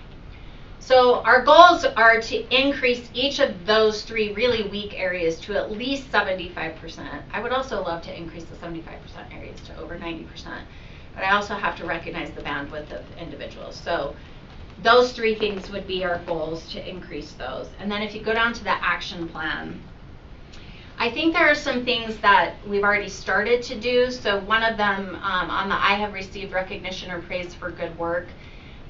We do have this data broken down by elementary and secondary, and because it really gets specific about each school, we wanted to be really careful about sharing that in terms of a public situation. But I do think that's something that principals need to share with their building leadership teams. And really, I think one of the things that needs to happen is they need to be asking those teachers, what does it mean to you to receive recognition for praise and good work? Because what I define as recognition may not be what somebody else defines, and I could be working my tail off as a supervisor to do that, and it's just not how the teachers perceive it or how the hourly employees perceive it. And so trying to work together on that, what does that praise look like, and what does that specific feedback look like? And then expectation that every supervisor acknowledge good work that employees do at least once a year. It clearly, Lisa's question, I think it was your question, Lisa, about like once a year doesn't seem to be very often. I agree. But if you consider that some of them haven't received any, I feel like that's good. And also, I would say it also depends on how many people you're supervising. So if I'm a high school principal and I'm supervising 200 people, even if an assistant principal recognizes a teacher or an employee, it's not the same as if the principal recognizes you. That's a lot more people than I supervise. I was thinking more in terms of like a team leader in a grade level team. I think what I'm saying? Like if I'm like, wait, do they have so many people they're supervising that they can only hit them once a year? So I can see that would shift if you're talking about the actual principal. Yeah, and I agree with you that I think those individuals can help with that kind of recognition. I don't know how employees are perceiving that. Like, do they perceive that to be the same as if it's the supervisor, the actual principal? I don't know that. But data aside, that creates a much better work culture anyway, right? So whether it measures change here, it measures change in their work. That's exactly right. That's exactly right. Well, I think questions receiving praise or recognition. To me, praise is a lot more like peer-to-peer and natural in your daily interactions. So doing things to encourage more of that among each other can only help. Yeah, I would agree. But it did seem that they thought very highly of their peers. So maybe they're already doing that, and like you said, they're not just categorizing it that way when they answer the question. And that's where I think the principal needs to dive in with their building leadership team a little bit more to say, what is your perception of this question? Like, how are you approaching the question? And that can help them to guide their own plan, because they really should be developing a school-based plan for how they're going to turn that culture around. Yeah, and discuss as a school. Yeah. What is our culture? What do we want to work on our culture? Also, I think the next one is talking about my opinions seem to matter at work. This has been implemented in terms of our building leadership teams. I've seen some really good conversations that happen as a result of that.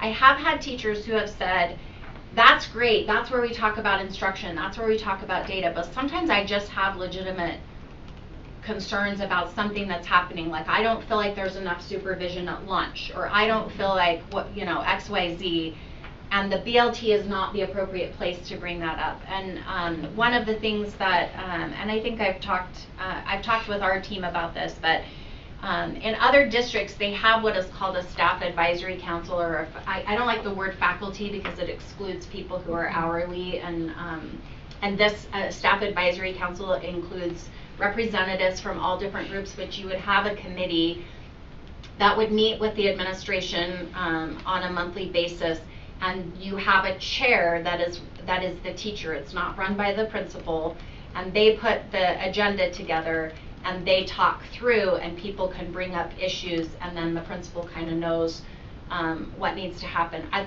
love to see us do that, but we also need to train our principals in how to be receiving that feedback real time, so that they know how to problem solve those particular situations.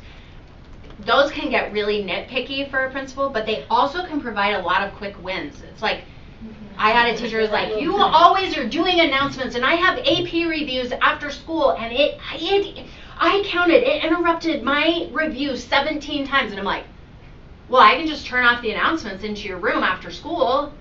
Oh, that would be amazing. Done. That's a win, right? So now I have an easy win. So I think we have to also be really thoughtful about how we train our principals. So that's something to start looking at over the course of the next year. And then the next one is, in the past 6 months, someone at work has discussed my progress with me, just making sure that every single employee is receiving an evaluation with specific feedback. I think sometimes the tendency is just, yes, you're performing well, but we're not giving them the specific feedback about what they're doing really well. Like, I noticed that you greet every kid who comes off the bus. Do you know how incredible that is that you do that? Because you're seeing every single kid who comes off the bus every day. And so I just think if we have those check-ins and have that as an expectation and as a district culture, that can go a long ways. So I just have a question about that. I guess my concern is just if you're only checking in at the beginning of the year and then at the end of the year. At the end of the year, that is hard to have that become really impactful for your next year. Whereas if that were somewhere in the middle of your year, and you would be like, oh, I've got to actually maybe make an improvement here, or okay, this thing I'm doing seems to be working, or, you know, I just think then I have time to do that work in a supported environment, to see that I got something better, and to feel like then I end my year like I fixed something, or I improved something, or I managed something differently with this feedback. So I just worry that if you wait to the very end of that year, that it would be harder anyway for that to be really valuable feedback. no question. I couldn't agree more. I think one of the issues that's happening right now is, depending on what your assignment is, we know with teachers and administrators and things, there's a check-in at the beginning and at the end. But we have some employees that don't get a check-in even at the beginning, and so they're just getting an annual evaluation. So I think part of this is remembering this is our strategic plan is a 5-year process. So over this year, this is the expectation, with the idea that then it becomes part of our culture. It's interesting to me how fearful some of us are of feedback. And because our identities are really tied to education significantly, and so when we get that feedback, it crushes our identity, and really, if we can look at it in a way to try to improve, I think that's where the culture shift has to happen. That's just going to take time. And do we have teacher mentors, though, giving feedback throughout the school year? Yeah, our instructional coaches do. Okay, yeah, so 100%. So, because I was like, this question is saying in the past 6 months, so I guess then you would be just measuring, did they get that beginning of the year one? But if you were to ask this in February or March, it would be no, right? Because they'd gone almost the entire school year without feedback. Right. So I guess I'm just hoping that we really do have. And what about non-teachers? Mentors watching. The janitors, Yeah. or facilities department, Right. or They should have a check-in with their supervisor at least that amount of time. So, and what's been happening is they've just had an evaluation at the end of the year. So this is remembering that this is for every single employee. We have some hourly employees, they get hired and they'll just be told, yes, if you have a position, you can come back. You haven't done anything wrong. This is where I think we're really weak in some of our areas. And we need those individuals to feel valued, and we need those individuals to know that the work that they're doing. So starting in this particular place, we do a much better job, I think, with our administrators and even teachers in terms of this, but with our other employees, no. So this is going to be new for several of our departments to even ratchet it to this level. So, other questions? All right. Rachel. Yes, go ahead. Or like the staff advisory council, like would there be issues with like compensation for like those time in those meetings? And we just do. I just always did them during contract time, so I just did it, and they weren't long. They were like a half-hour meeting, and we just did them before or after school. Okay. So that's a great question. And do you think the chair would be voted on by the members as well? Yes. Awesome. Yep. Great questions. Great questions. All right. Great to have that baseline data and There we go. goals to work on. Okay. All right. Next is A11 and Devin.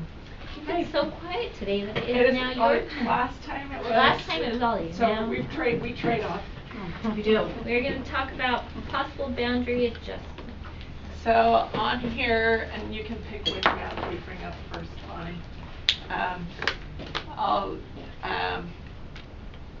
So there's two boundary adjustments that we're looking at. We're going to talk about it tonight. We will have a couple of hearings.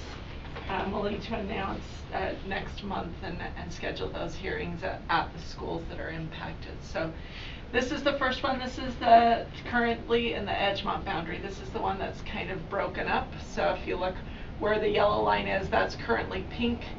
And I don't have the original map, but it is broken up by the Canyon Crest and Rock Canyon boundaries. So the light blue at the top is... Can you go stand at the map for us? Yeah, sorry, I'm not following. Yes, so sorry. So this area, and I apologize, I didn't put the regular map, but you've seen the map where there's this pink area and then a pink area up here. That's the Edgemont boundary, and this is Canyon Crest, and this is Rock Canyon. So this is the area that's currently Edgemont, and that would go to Rock Canyon. So this area down here is currently Rock Canyon already. There are 3 kids that ride the bus.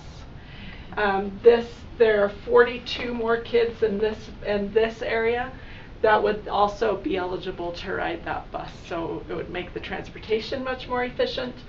Also in here, I did some checking because I figured someone would ask. There are 9 of these students who attend Edgemont for DLI. So it impacts just 9 students out of those 42. Some of these kids already go to Rock Canyon. So there's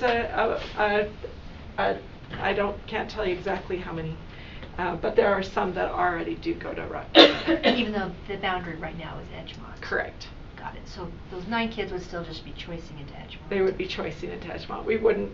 But are they they wouldn't bused be to Edgemont required. right now? They are getting bused to Edgemont. Yes. Okay, so so that would it would change. impact transportation. Melanie. That was my question.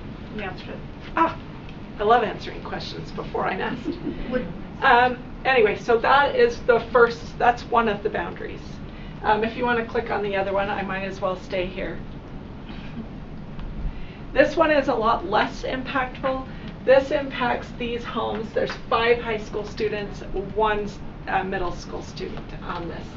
They are already, if they're riding the bus coming down here to the bus stop that's down the hill, that will not go away. They will still be able to ride until they graduate. These, the 6 homes, or the 5 homes right now, the 2 of the kids live in this one. The Centennial kid lives in this house. The other kids, any new kids would go to Westridge and Provo High. This is the big drop-off cliff that's there up above the Walmart, and so this group has always come down here, but it just makes sense to have them be bused the other direction. So, any questions on that one? This one's pretty straightforward. It makes sense geographically with that being at the top of the hill. And so this one will not impact, it'll impact kids in the future, but there won't be an impact because it'll be in the future. These ones will still go down and be allowed to ride that bus. That bus is already in the area for other that bus is nearby. already going to Centennial and Timpview. It's already coming So down. basically they would just be phased out. Correct. Those students. Correct, but and they use would that still bus. be allowed to ride the current bus And that then- they are already Right. that In they the are already future, eligible for. it wouldn't be. They would still be riding a bus just to the west Got instead it. of the east. Yeah. And But this, it- go ahead. But just to be clear, if you're choicing into Timpview from that new area, you would not in the future have a bus down the hill to take you. Correct. They would not be eligible for the bus. So just to be clear, if we pass this, this would be for the 26-27 school year. Correct. There's a whole process, so we're not passing this tonight. Yep. There's no approval on it tonight. This was just an informational part of the meeting, just so you could see what that impact would be. Is my question, I think the second one we looked at is pretty cut and dry, but with the elementary for Edgemont and Rock Canyon, can we involve like principals in this discussion? Like, I just want to make sure. Absolutely. I'm sure there are ramifications we're not considering, and that we have all of that as part of our decision. We can also, we have the list of students, we can also send emails out to ask opinions also. That's Well, and part of the official process, we have to send them a notice, Correct. correct? And then we have time for public input on that, right? But yes, we could contact them directly. Our next step, if you decided you wanted to move forward with this discussion, then in our mind is that we would go to principals at the November 20th meeting so that all principals are aware. They know that there's some boundary discussions taking place. They just don't know exactly what that's entailing and what impact that's going to have, and then to start laying out what a timeline would be so that they can ask those questions and then go from there. And then they'll have some time to give us also some feedback before our next board meeting, to be quite honest. And you would decide, you know, the idea behind this was that you would decide if you were going to move forward and with which boundaries, because you would have to decide each one separately to study. You could do that as early as your December 9th board meeting. And then I think I laid out in there some of the timeline that would be part of that process. And then we do have to notice with a hearing of what that looks like. And I would say even before the hearing, you still have those neighborhood meetings, so it's more informal and people can just come and ask questions. Then they come and give their feedback on February 10th, and then you vote on February 24th. I think it's really bad protocol. I won't say it's bad protocol. I think the public does not like it, and I understand when they don't like it, when there's a hearing and a vote at the same time, because it feels like that the decision is, like, what am I going to be able to say in this 3 minutes that's going to change your vote? Right. Whereas if you get some time and then more people can email in and have some input, and then the vote is taken, I think they feel like, and I think you do get a much broader perspective of what the community feels like. That gives us more time to go to the Community Connections Committee, Parent Advisory Committee, and to get feedback through. I would recommend we take this through school community councils, through their PTAs, and that we get as many groups informed as possible, so that you really have a broad understanding of maybe some things that we don't think about, because we're not, you know, we don't live it every day. Yeah. So that's great. Okay. Any other questions, concerns, input? All right. Thank you. Moving forward on that. Wow, look at that. Like exactly on time. Almost. Whoa. Okay, time for policy. Oh, you are excited. Start with our second reading. Oh, these will go a little bit faster, I These we'll hope. vote on tonight. Yeah, these are the ones we're going to, that you will be voting on. So let's go to policy 1550, and I did attach a summary as well. I need to pull that up. Yeah, I did a lot. There's a lot of policy work that's happening. You did a lot of policy. Let me hold. I'm going to make us behind because I can't even find the document. Computer's just being really slow. It's not as excited about policy as you are. No, it most definitely is not, and it's a tired computer today. So it's still spinning. Oh, that's all right. I'll just start talking about policy 1550. Oh, see, she already has the summaries up there. So this was the policy that we talked about that really is allowing for employees to contact board members and to provide feedback and suggestions directly. The stuff that's in blue there is really important. This policy provides a path for suggestions. Complaints or official concerns should still go through the proper channels of contacting the supervisor and or HR. And we did put that in the policy. I think we added that clarification, but lines 11 through 24 adds that purpose and refers employees to the policy for official grievances, and is trying to make that distinction between, this is really more for suggestions.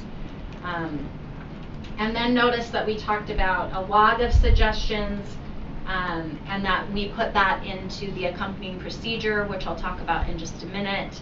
And then that board action is also lined out in the accompanying procedure. So let me flip to the procedure, because probably your desire to approve the policy is based on the procedure. All right, well, you scroll down, Bonnie, so we can see the summary of the procedure. Yeah, you're going great. Whoa, right there. That's perfect. Oh. Huh. But it worked. It was great. So when we look at this, we took lines 21 through 25, and we had it so that the suggestions could be sent through an online form and then also through email. And so we just put in here that they are going to complete the employee online suggestion form. If they want to put in their email, they're welcome to do so. That form would not be identifiable in any way. It's not a Google form that it would go through. I think that makes people more concerned. But then also employees can email you individually as board members, as well as the board altogether. And then you would, if they email you, if you feel like that's something that needed to be logged or is feeling like a suggestion, then you would reach out to those individuals and say, this feels like this is a suggestion. Do you feel okay with us putting this in this log? You could have a conversation with that individual about what that might look like. No personally identifiable information will be in the included in the log. And then if you feel like there could be additional action because you're feeling like, no, this is something that's kind of coming up across the board that we need to address, then you could add it to the agenda for a future board meeting. Questions on 1550 and procedure 1? I love that our agenda tracking or agenda request spreadsheet is making it into a policy. Oh, it's so cool, isn't it? You're welcome. Any other questions on this one? No, I'm happy with where we landed after. Okay, yeah, I think it took us some work. Great. But I think we ended up with a better Finding it policy. better. And do we have feedback on the newer version from teachers and employees? I didn't send it back out to. I'm going to be honest. I didn't send it back out to PEA. But we did take their suggestions. Yes. I mean, that's what drove these changes. Yes. We did. Yes. Okay. Yeah. Just saying I had to check back in. Yeah. That's great. Okay, 1410, public notice requirements of board meetings. Really on this one, the only thing that's changed is line 74. Well, we added a purpose. We always, purpose is a good idea. You'll notice on lines 74 through 79, we had the two choices of language. So this shows the when the board holds a public hearing to adopt a budget or to approve a tax rate that exceeds the certified tax rate, the meeting's agenda must be limited to the hearing and any related discussion or action. If you have other general business items on the same day, they have to be before, and that the hearing has to be accessible through electronic participation. So we picked the wording. I think that kind of laid it out in 3 different sentences there. I don't know why my brain didn't like the process till just now, but is that true also for just our annual budget? I thought we could do our annual budget as part of our normal business. This is just truth and taxation. No. Oh. Well, this says budget or to approve a tax rate that exceeds. That's how the new So, law is. right, if the says specific law is for budget that you're approving at the same time as the tax. Oh, gotcha. Okay. Not your original, not your budget. But our normal budget, we don't have to do that. No. So I think we need to adjust that wording, because right now this says budget or. So it made me think, oh my gosh, we have to just only have a hearing for a budget and not have any other meetings. I need to go back and look at legislation because I thought that legislation had actually changed. And then I went to look at some of and I didn't know which links to click on and all the code. So Some people don't approve the budget until the truth and taxation is done. So if we're doing truth and taxation and budget, we can do those the same night. at a hearing. But we have to do the budget I first. If we would- do it I on the same probably night. wouldn't, unless you don't want to approve the budget in June until you have an Yeah. agreement. Okay. I think we'd probably still stick with Yeah. not having anything else on the agenda. So you need to look down at lines 91 through 107, because that's where it talks about the budget hearing. So the public hearing notice will include this information. You file a copy, post a copy, and then on line 104, in addition, if the proposed budget includes a tax rate in excess of the certified tax rate, or if the board meeting is required to consider whether to adopt a tax rate in excess of the certified tax rate, the board shall provide the notices and schedule the meeting as required by that specific code. So it's only if, I'm reading that as it's only if it's in conjunction with the tax rate. Remind me which lines, Jennifer, you feel like make it are confusing on this. Sorry, I wasn't following this. 74? When the board When the board adopt a budget or yeah, I agree that maybe we might reword that. Well, and I'm sorry, maybe I'm just confusing it. The meeting's agenda just needs to be limited to the hearing, and I'm confusing that with can't have anything else that night. So we do a budget hearing, and then we can still go back into a business meeting after for the budget. When did you do the budget in Okay. June? Yes, Yeah, so but I not was- we don't want to do anything else Right. on a night if we're doing a public hearing. Okay, so I was confusing the wording of the agenda must be limited to, as confusing it with the don't do anything else the rest of the night. This policy does in fact say that even if it's just a budget hearing, that we would have to complete all of our other business items before that budget hearing. That's I'm gonna go 77 in, and I'm 78. gonna go in and look at the, I think you just table it and let me look at it and see what it is. Because my understanding was on anything tied to a budget hearing or a tax rate increase hearing, you cannot have business items after that. That's how I'm understanding the law. We And don't that's why have- this is reflected We don't in have that. anything coming up anytime soon that we have to have this policy in place, so I have no problem tabling this one. Yeah, we can just table it. Okay. Sorry, I didn't. No, that's a good thing to mention. Okay, we'll table it, so we don't need to go over the procedures, because we'll just do that next time. Let's go to 14, keep scrolling down, 14, 15, recordings.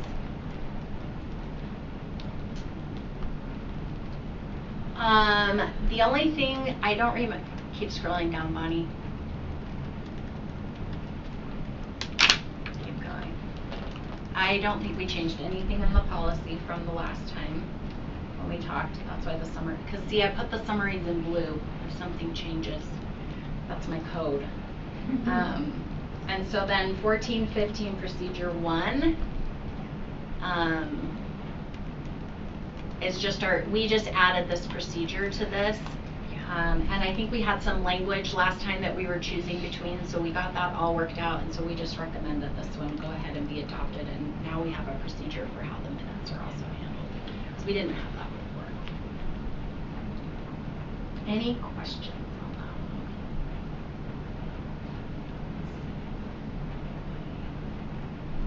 Okay.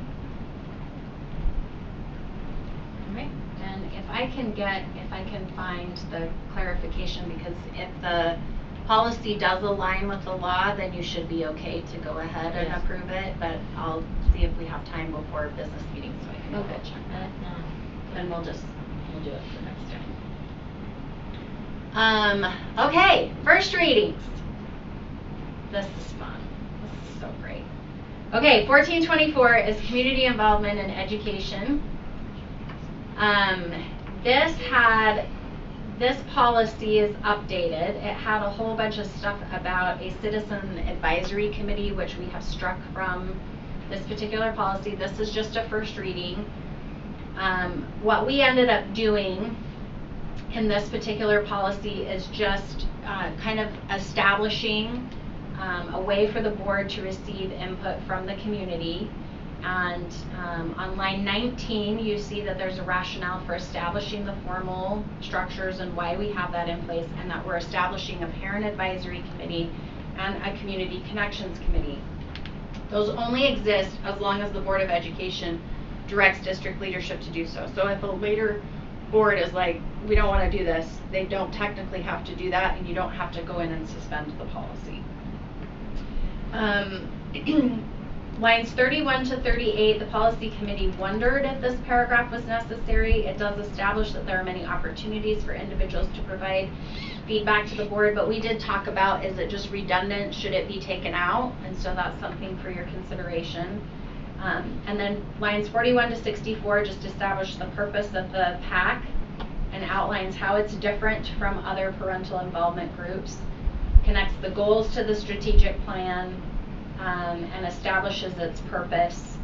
Of the Community Connections Committee starts on lines 171, and then establishes the goal and how that's tied to the strategic plan. And then starting on line 254, we struck out committees that no longer exist. And then what we did in each of the procedures is procedure 1 is about Parent Advisory Committee, procedure 2 is about Community Connections Committee, and it just establishes the structure and responsibilities, what that selection process looks like. We did link the Dignity Index in there to support civil discourse, and so we did that for each of those policies. What questions do you have, or things, suggestions that you want to send back to policy committee?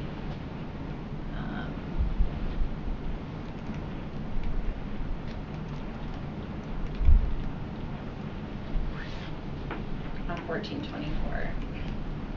Looks like I'm just reading through Gina's. Yeah, I read through Gina's questions too. And a question about in the actual policy, do we need to reference that how the makeup of each of these committees is in the procedure? I'm not saying one way or the other, that's just her input. That the policy does not say specifically, for example, the parent advisory committee must be parents of the district, but the policy, the procedure does. Does anyone have an opinion about that? I think Her suggestion of wording was good. We can put it into the draft. Like and the policy itself, though, is talking about community involvement and education, so it isn't specifically. It is specified in the procedure. Yeah, but we could add. But we could certainly add that. So that's great feedback. And I guess we can talk about that. Yeah. Okay. Anything else?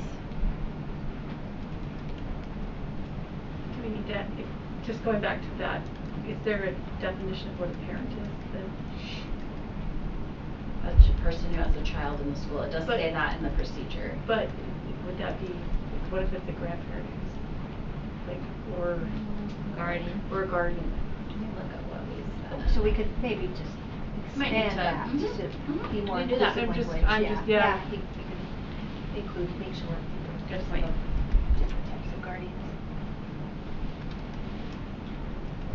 I'm just reading Gina's question here. She said, there seems to be, she's talking about the procedures for 1424. There seems to be enough information in the procedure section about the committees. Do we need all the stuff in the actual policy ties to strategic plans, specific information? Could the actual policy state something like, we have committees to hear feedback from our community, including Parent Advisory Committee, which is made up of parents, school district, and Community Connections Committee, which is made up of Provo residents, but not necessarily parents.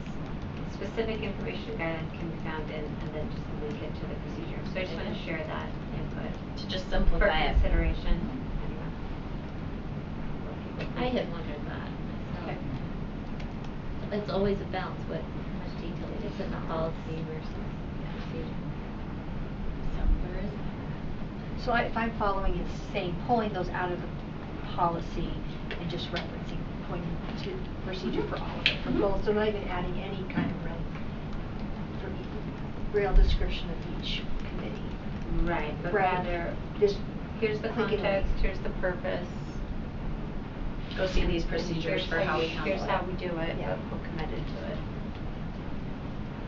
I don't know. Does anyone have strong feelings either way? I don't have strong feelings. Trust policy committee. Great idea.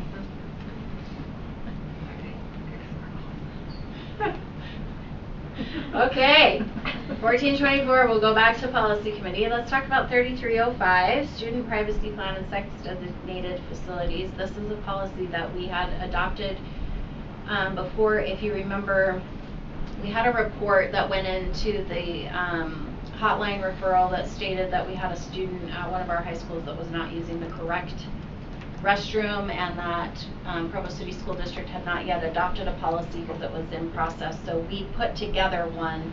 They have now updated it with additional language that needs to be part of this, and so we kept the original piece of this policy, which you'll see is in black ink under, we categorized it under overview, and then the use of sex designated facilities with all of the definitions falls under that. All of that blue is coming out of the state law and model policy.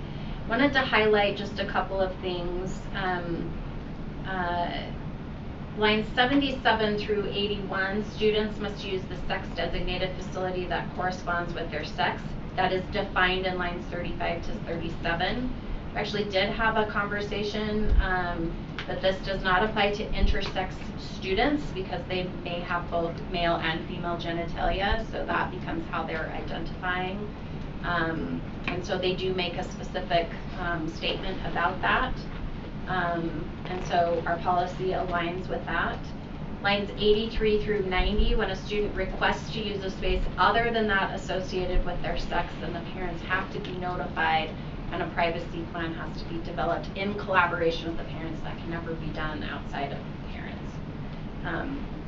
And then lines 92 to 93, students and parents will have to be notified of this policy during the online registration process.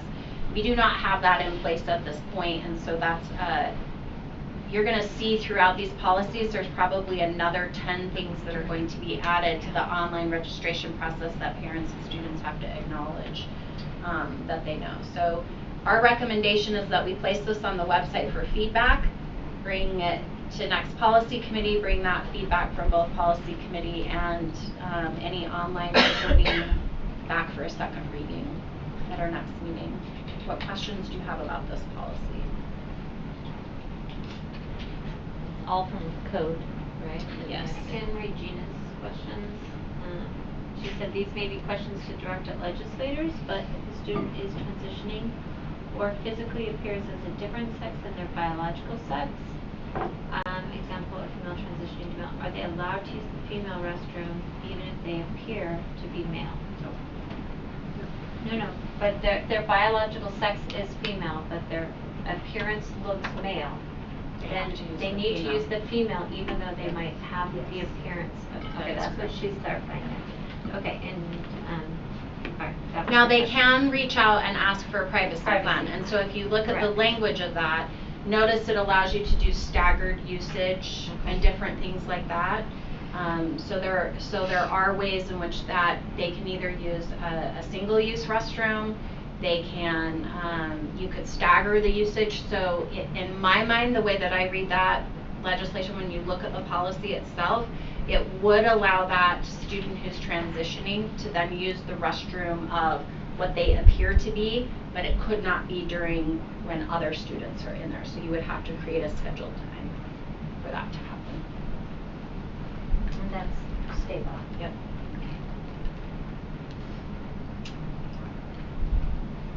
Okay, policy 3010, school eligibility and admissions requirements.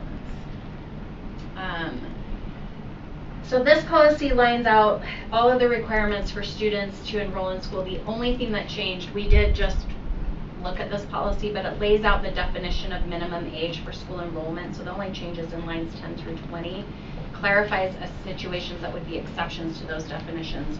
Like you could have a child that might be under that minimum age if they've been in a Department of Defense school or they're a military student. They come from a state where the kindergarten ages are different, so it just lays that out. Any questions on that one? It's a little more straightforward. Okay, policy 3118. I love this policy. No, I really don't. So this is open enrollment. We did update this policy in January of 2025. This is where this gets tricky. So lines 119 through 120, the language in legislation states that the school district shall charge a $5 processing fee for open enrollment applications. We have not charged for years. But it is a shall, which means there's not an option. So we can direct student services to find out if other districts are implementing this charge or if they like waive the fee. I think the purpose behind it is to make sure parents aren't filling out multiple applications in different districts. So if they have to pay a $5 fee, then it's not like I'm shopping for schools. So I think there is a piece where they're trying to create a deterrent. Anyway, so we can find that out. I can take that information back to policy committee, but the shall is what threw us off in policy committee because it doesn't feel like you can ignore a shall. It's okay. Do we think it would be a big deal to start charging it? It would definitely, we would definitely have some people saying, how come this has never been charged before and is all of a sudden being charged? And so that's part of why I want to see what other districts are doing too, because if they're like, well, Nebo doesn't and Alpine doesn't, then we might need to have a further conversation about that. Okay. The law also states that we shall notify other districts of their intent to register outside of the district. I don't know how we would actually know that. Because they don't go through, like, they don't fill out a form with us and say, I'm intending to enroll elsewhere. The UTREX system is a way in which we're tracking where students are going. And then if a student chooses not to, so say they applied for a permit here, they choose not to enroll, this policy is suggesting that the school then has to reach out to the child's home district and say, oh, by the way, they turned down our open enrollment, so they're probably coming back to you. We haven't done this across, like, we've never done this in the 2 districts I've been a part of, because it's just been the assumption that it's up to the parent to inform, but it does have a shall in the policy. Remind me, is there a kind of centrally accessed tracking system? That all sounds so bad, but in the state around like student movement, do you know what I'm saying? Like something where you put it somewhere and some other school could access knowing where they are. You can by the state ID number. That's so what I mean. Yes, so you can. in text, so that is noticing, isn't it? If you shall notice doing that. That's how we're looking at it. That's how I would like to look at it. There's a system in place in which that information. At which you can find that information. Yes. Yeah. So. And if I try to enroll a student and they have the same number as another school that is holding that same student, then it won't let me enroll that kid. You would know, right? So I think, to me, that seems like why that is shall. Like, it's just saying, it's just to protect almost schools, maybe, although it feels like more work for school, but actually it keeps you all from thinking you have the student enrolled. And that student kind of holding place in several schools at once while they continue to make up their mind or shop around. I don't know if that happens, but just make that up. Could we get the link and code to our legislative committee who can then figure out which legislators are trying? There are some legislators who want to run cleanup bills to just help with laws we don't need, and if we could share this with them. That's a great idea. Going back to 119 and 120 with that shall, if we don't charge the fee, what would be the consequence? Oh my gosh, you didn't charge that fee, there would be corrective action, you need to start charging that fee. Okay. And are they actually going to ask for a GL detail showing that? I doubt it. It's not like they're going to withhold funding because of that. They're going to withhold funding if you're enrolling or claiming to enroll a student that is enrolled in multiple locations. Right. But it seems better to have the intent to comply and charge the fee and then to work on it from a cleanup aspect of the language of the bill. Even if what you do is put it on your fee schedule and ask for it, whether you send that to collections or not. Do you know what I'm saying? That's a good point. I mean, it just feels like if currently that's the law, then currently that's our policy. It's a $5 fee to apply here. it doesn't mean we're not going to process the application. You could just say, it's a $5 fee, here's the website for the application, they start that process, you need to go into student services and pay this fee. They're coming from outside of the district sometimes they're not, but sometimes they are, and so how would we collect that anyway, so it'd be tricky. So that's one Jennifer that could go legislators in terms of something they could. Yeah, I have the two, right? And then lines 198 through 199, you can close access to special education based on space or ability to provide the required services. You can't close it purely based on prevalence. You can't say, well, once the school hits 10%, we can't do that. You really have to look at what are the resources the student is demanding and what's available at that particular school. And so then you can close it based on that. So that is okay. And then just throughout, notice that it talks about students of military parents or Department of Defense parents that have certain preferences that others do not because they move more frequently. And then 306 to 307, I think, Lisa, speaks to your other statement, which means that if we release a student from enrollment, we shall notify the other district. We haven't officially sent a notice, but it does go through this UTREX system, so they know that. If it has been the result of a disciplinary issue, we typically do coordinate with the home-based district, because if we are expelling a student for up to 180 days, 45 days, 180 days for a safe schools violation, they also cannot enroll in their home school, and so we do coordinate with them across that. So our recommendation, policy placed on the website for feedback, student services, contact other districts.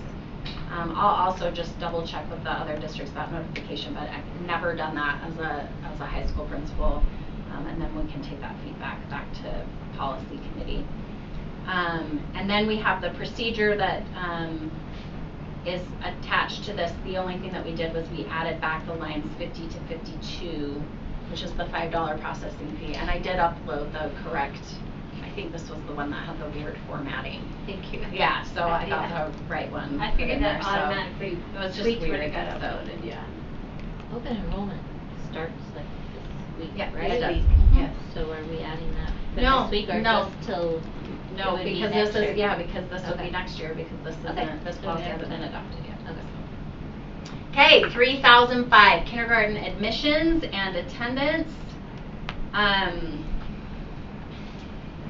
So this provides clarification on what districts have to provide for parents of kindergarten aged students.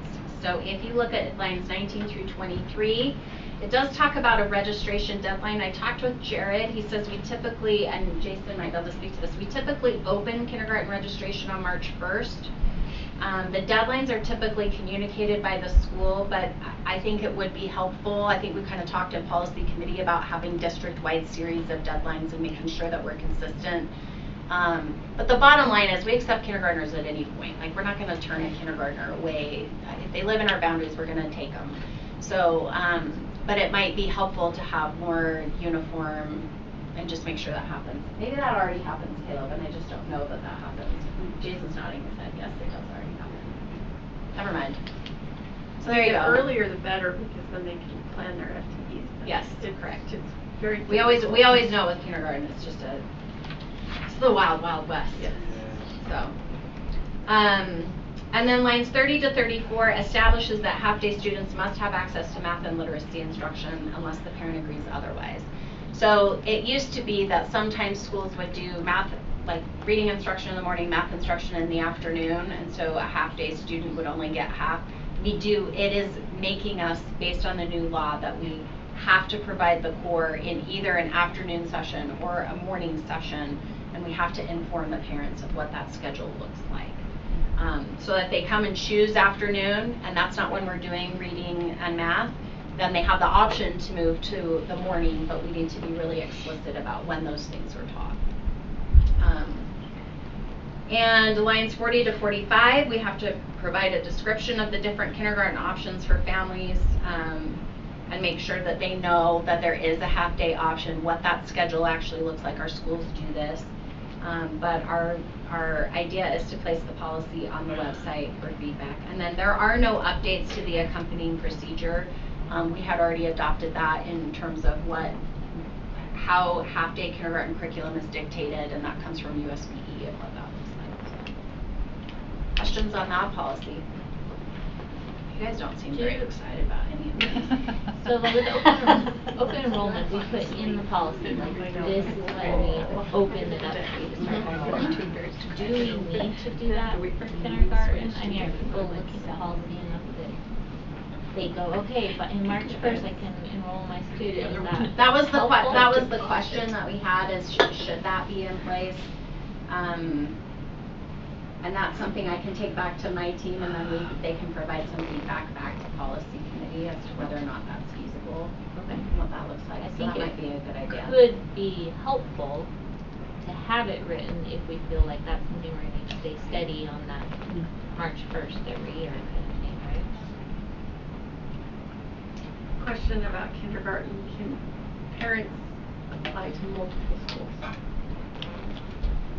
Like I've heard within the district, like I'll just use Rock Canyon and Edgemont. Can they go apply to either one of them?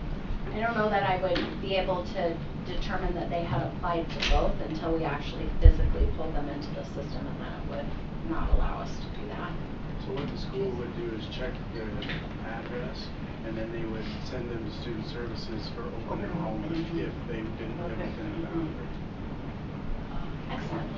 Including kindergarten, just like any grade, right? Okay. Yep. And really, I should know this, then if you knew, like, if you kind of, you have a kindergartner and you knew you were going to choice out, you could start that open enrollment in the November, December. Yeah, Right, good. right. For So, kindergarten. if you know, I'm going to be going to an out-of-boundary school. So if you were doing that March 1st, you're already in the late enrollment Yes, period that's as correct. a kindergartner. That's correct. For that kindergarten. Yep. Okay, policy 3160 and the accompanying procedure is about student residency. We went through this quite extensively. This is just for information only. There are several forms that are attached to this policy. We cannot put PDFs on the website because they are not accessible by ADA guidelines. So what I did was created the forms so that Shauna can just put them on the website, so at least people know what information is being asked for, but they would still have to go to student services to actually fill out the forms. They have to be notarized. So I just didn't know if that was helpful. I feel like that might be helpful so that at least people know what's going to be on there, but we will put the information on there that the forms do have to be obtained in student services and notified. And You could notarized. upload them with a big draft across I could do that. Be like, these cannot be used. Yes. I think that clarity that Yeah. You only.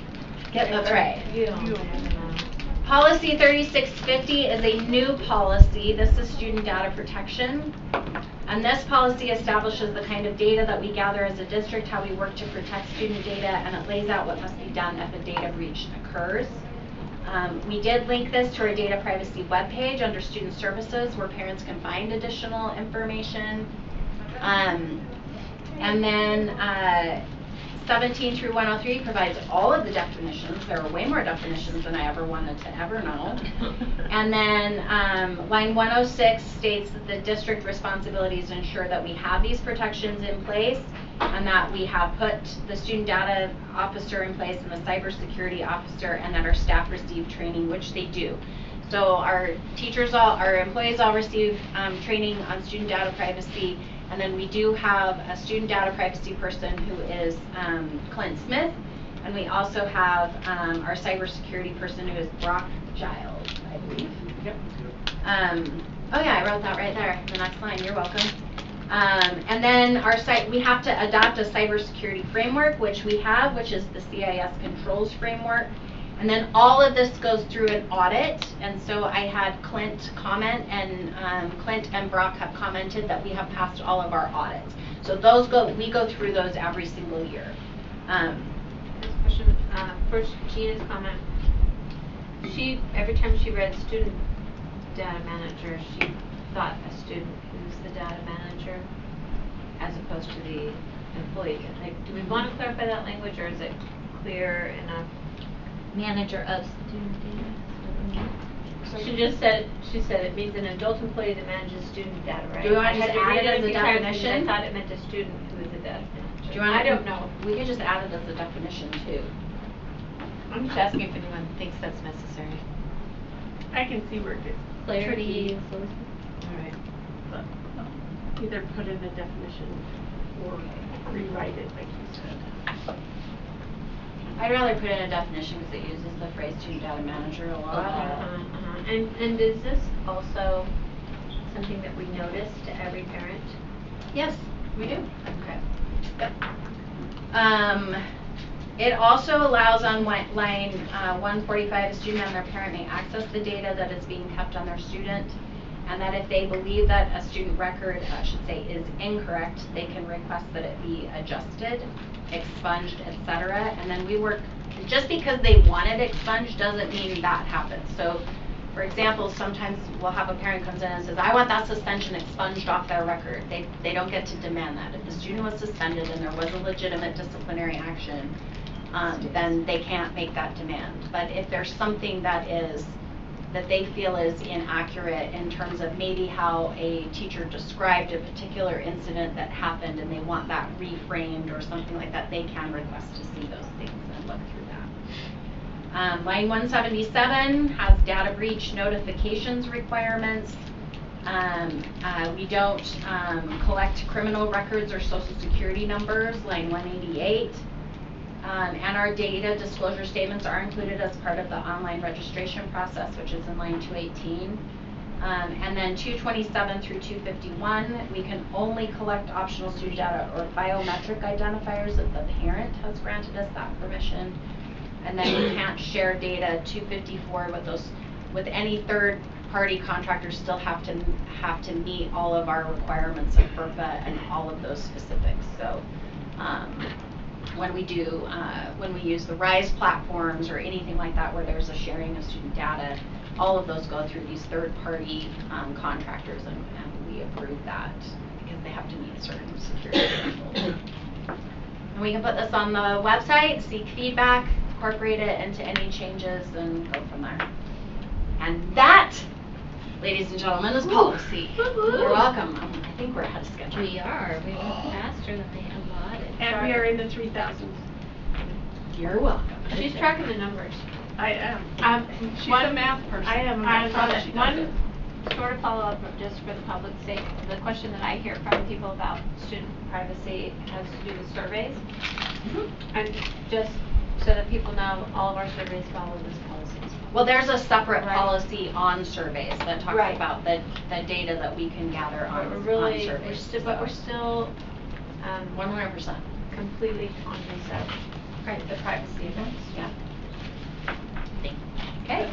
Right. When I read this, it felt like I was watching the video all the time. Didn't it? Great video. The video is pretty entertaining.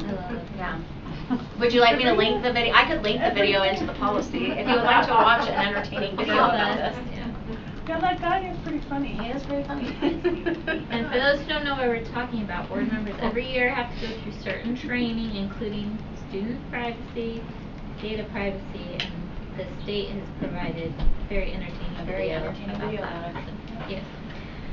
Okay. A14, consent calendar. Does anyone have any questions about that? I did. All right, Terry, go for it. So, the PHS Purple High Infinity Tour, which trip is it? That's the big New York trip for all of the performing arts. Because they all use Infinity, and yes, I'm like, it is one of our approved vendors for them to use for student travel. So yes, that is for the great big trip. Okay, and then Sontag. I thought we were moving away from wood chips. For all the kindergarten, all the lower grade playgrounds are all in with the pour and play, but as we replace it, we won't use wood chips any longer. But there are still wood chips in some of our locations, and they need to be updated regularly to keep the cushion. I have a question. Yes. Horizon Pediatric Home Care.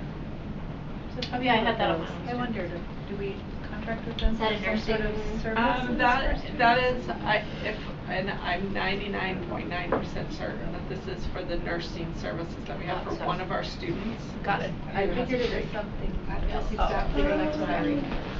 Great, thanks. any I others. know, I flagged that too. I feel like it's a quiz. Yeah. I know, We're sorry, doing so Deborah. well. I'm waiting. Let's see if we can. What else can we throw at her? Well, I'm asking her, let's stop calm the down. BA. I know. I'm just kidding, no, I'm not. It's not to stop the BA, but, That would be hard to do. It would be hard. It Yeah, might. mine, like a field trap on it. Anything else on our consent item? Okay. Oh, sorry. Oh, Lisa. Just a question about the homeschool report that is on the consent calendar.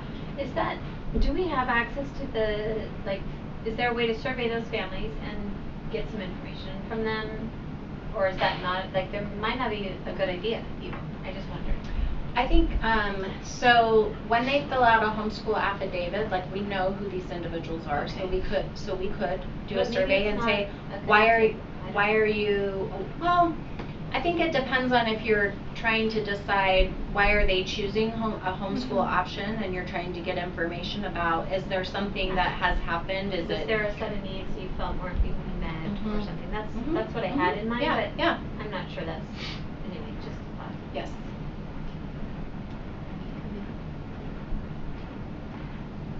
Since we're talking about it, I should know this already, but for the November homeschool list, those are just kids in November who have opted to homeschool. So it's just an accruing list. Okay, that's what I thought. I know. I ask Somebody it every wait, month, maybe so I was I like, think no, I know, No, just in it's case. good. So Say this the whole number thing is, again. this is not the total number, correct? Right. Is it, that's on our other reports. All right.